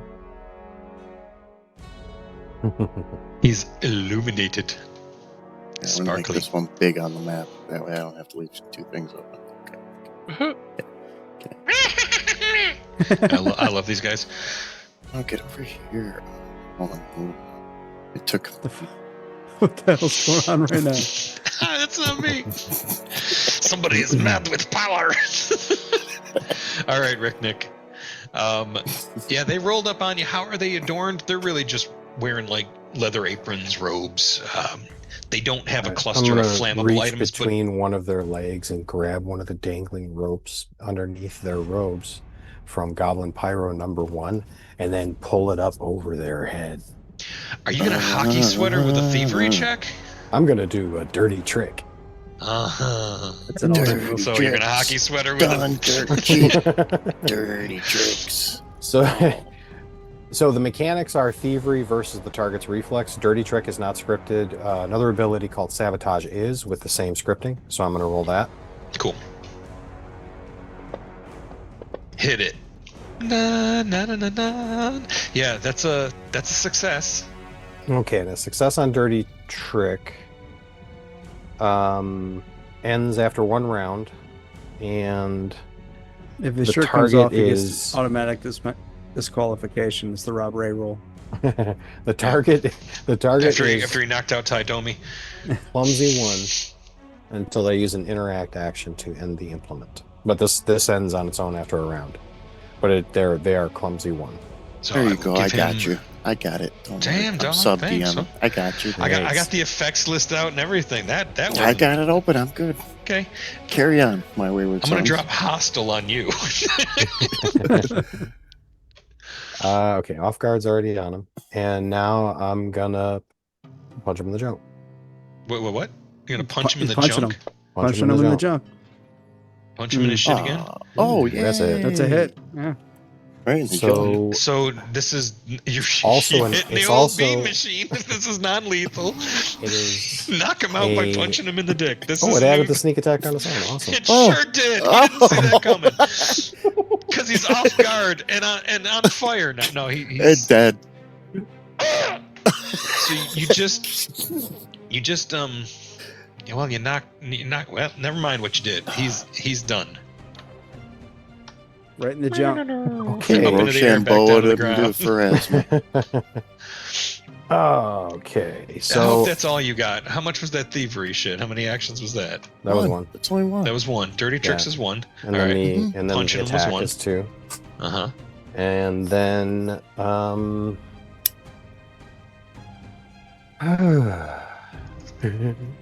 Let me just I'll- double check, make sure goblin pyros don't blow up. Gonna I go wish over they there. did.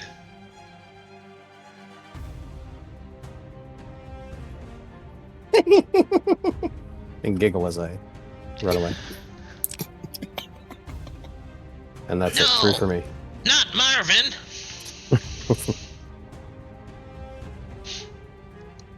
All right, Niren. It's a hell of a show down there. Sure is. Okay, Niren is just going to get a little bit closer. Remember, it's difficult terrain on the roofs. There's flying, right? Oh, you're fine. then- You don't give, never mind. And then he is going to cast Spout on the other pyro. Spout? Spout. Yes. And so Spout. water rushes up from the sewer thing. Oh, you under picked up some him. crackle in your audio. Whoa. Oh, is it still there? No, lesser. It's less Okay. now. So the water jumps up from the drainage system under him, dealing bludgeoning damage.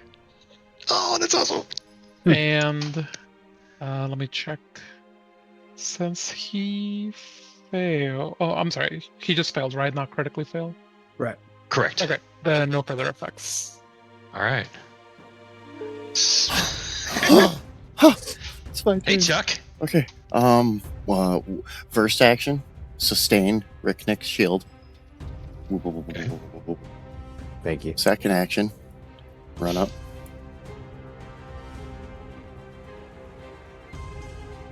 Third action, bastard stored on the puppy dog. Chop. You know Almost what? a crit. I want a crit, and I got 3 friggin' hero points. Let's start using this. Oh my God, you're throwing away a perfectly good hit to roll a Yeah. hero point to Yeah. hope, To get a crit. Mathematically, it was there. Oh, nice.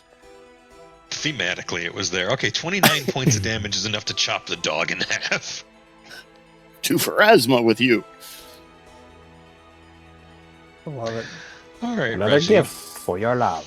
Okay, well, you know, I'm not even gonna move. I'm just gonna. He's like sexy Thanos from the comics. Where death is a factor. Never mind. It doesn't come up in the MCU. yeah. Yet. Bone Daddy. Hit there.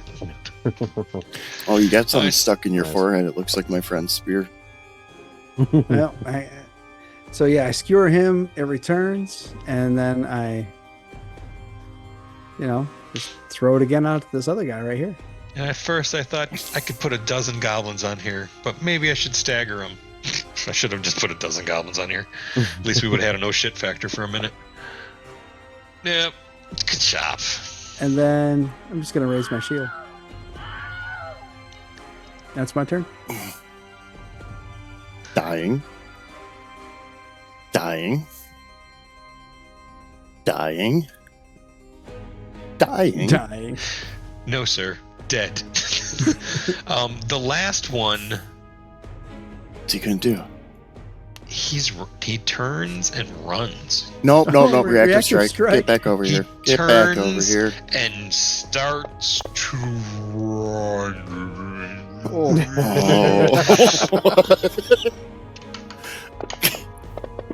Look at all those dice. Good God.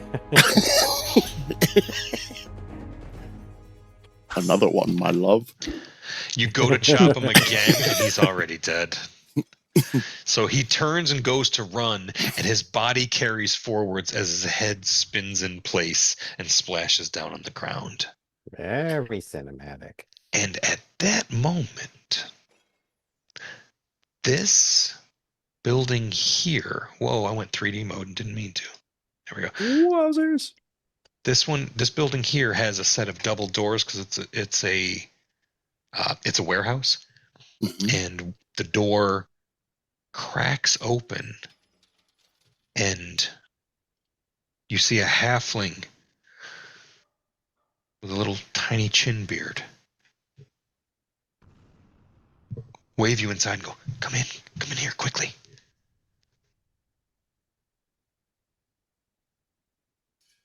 Do you go Okay, inside? Of course. Hold on.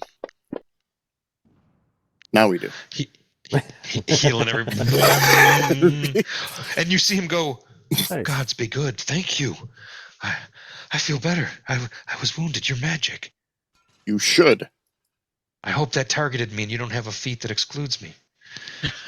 I think you're within Alright. 30 feet, but you're not on the map, so I can't Oh, do good. crap. We'll I let do the have DM do it. Pathfinder lore. I'm an expert in story-wise. it now. Just so you know. Okay. Are you the I'm- leader of the Pathfinder Society? No, they don't have a lodge in this town. But for some reason, so many things begin here. Come in. My the guildmaster will see you. That sounds important. And you walk Yes. in, and as soon as you walk in, Ricknick, you see that there's barrels of olive oil here and crates with stamps of Taldor and Thuvia, olive oil, cheeses, wheels of cheese on. As you look down into the cavernous depths, there's a small desk lamp on a large for him, desk, and a hooded figure is there writing something. Hopping up onto the desk is a chicken. At first you thought it a poppet or some sort of ornamental chicken because its feathering at first made you think, oh, it's a Pomeranian. You're not sure. It's puffy feathers, but you realize it's missing a lot of feathers. Chicken. It's a very old chicken, and some of its skin is revealed as its feathers have worn away and not been replaced. And well, the chicken appears to have been ornamented to compensate for that. In that Prize chicken. he's wearing a couple of chain necklaces and cocks a head at you, and he's got an eye patch with a gemstone on it and a couple of a few rings. When he hopped at first, the noise of him, it was the rings he's wearing on his feet are like bangles. And looking up from his bookkeeping, his gnarled hand closes and he pets the chicken and looks up and goes, "So what have we here? Welcome to Small Potatoes." And I Love think it. that's where we're going to end the night. Cool. As you are in the presence of Templeton Hex, the guildmaster of the Small Potatoes import-export operation in Sandpoint. Is this my contact? And that's Skimbo. Yeah, it's Skimbo. I love it. Yeah. So my contact is Skimbo. No, your No, contact is Skimbo's the Templeton. chicken. Templeton. Okay. Yeah, Skimbo got Skimbo's turned the into a chicken. chicken a while ago. Yeah. Oh, those hags. Mhm. That was so those are NPCs from our Rise of the Rune Lords game. And according to Seven Dooms for Sandpoint, there's statues of Skimbo and Templeton in town, basically across the street from where Lassiter used to live. So thank you everybody for joining us tonight. Thank you to Smiteworks for Fantasy Grounds. Thank you to Paizo for an awesome rule set. Thank you to Sirenscape for our tunes. Thank you to Kevin McAllister and Incompetech for our other tunes, our sound effects. Thank you to GM Papakev for being an awesome engineer and hosting the heavy lifting computer side of this, and even jumping in to throw conditions around. I had some things in mind, and I kind of rewrote the whole session right before, so we weren't quite ready for prime time. But I think we did all right. I'm more satisfied that the connective tissue is stitched together, and we managed to throw in a callback to a previous campaign or three. I think we're perfectly ready for prime time. I just don't think prime time's ready for us. They're not Sure. ready for That's us. fair. They can't freaking So- handle us because we're unstoppable beasts. Yep. Hey, Beast what else we burden, got going but, on? you know. What else do we got going on? Yeah, what's happening next week? More arc. Yeah. Players just Episode found out 10? that they've been feeding information to a benefactor who maybe has been stringing them along, who went running off with the little boy Akuna. And then they've also have the problem with, it looks like Elias' boat has dropped below the tree line along Lake Okata. And then there's Robin, who's trying to deal with the Umbrat situation and them bringing back Sarkona, another lich, which would get them even closer to raising more liches of power. Yeah. I'm There's sorry, just I so many asked. things going on. There's so many things going on. No, right? Which So- lich is which? Yeah, That's yeah, rich. yeah. I mean, and with another lich and then the Whispering Tyrant, with the two of them together, they could probably bring back Zutha and they wouldn't even need Elias. That sounds like a plan of some. I like sorts. problems that can blow up. Hmm. Liches make that tricky. Yeah. Liches get stitches. Hey, Tuesday, Right, just as good as new. Frontline, Tuesday right? night, check me out on Frontline. Playing in Season of Ghosts. I'm playing a fun character in that, and looking forward to that. It's a fantastic crew and a lot of fun, good synergies, and I And we've get to play a fighter. and we've started spitballing 3 different ideas for the next season of the arc. So the next Yeah. season of the arc should be interesting one way or We have another, some folks. robust Yeah. and occasionally confusing and zany and gonzo. Hey, is free archetype on the table for any of those, GM? Maybe the space timey-wimey one. Ooh, Okay. cool. I believe Okay. that is C, or no, Yeah. option B. That's B. Is that the Option one? B. B. Oh, Option Option A B. is Iridan, and then Timey Wimey's B, and C Irison. is Irison. Yeah, is the Irison. Gonzo one. Irison, and then Yeah. B is space timey-wimey, and then Mhm. C is you guys throw it at the wall and we'll see what sticks. And see Yeah. what I can actually write a story around. Well, we are endless with the possibilities. Yes, the awakened dinner. No, I cast Animate Dead on the buffet. I did that. I did that a long ass time ago. I was so proud. I cast animate dead on the hamburger you ate. Oh. My body is a graveyard. Metal. All right, everybody. Have Good a night, good night. everybody. We'll see y'all in a week. Bye. See ya.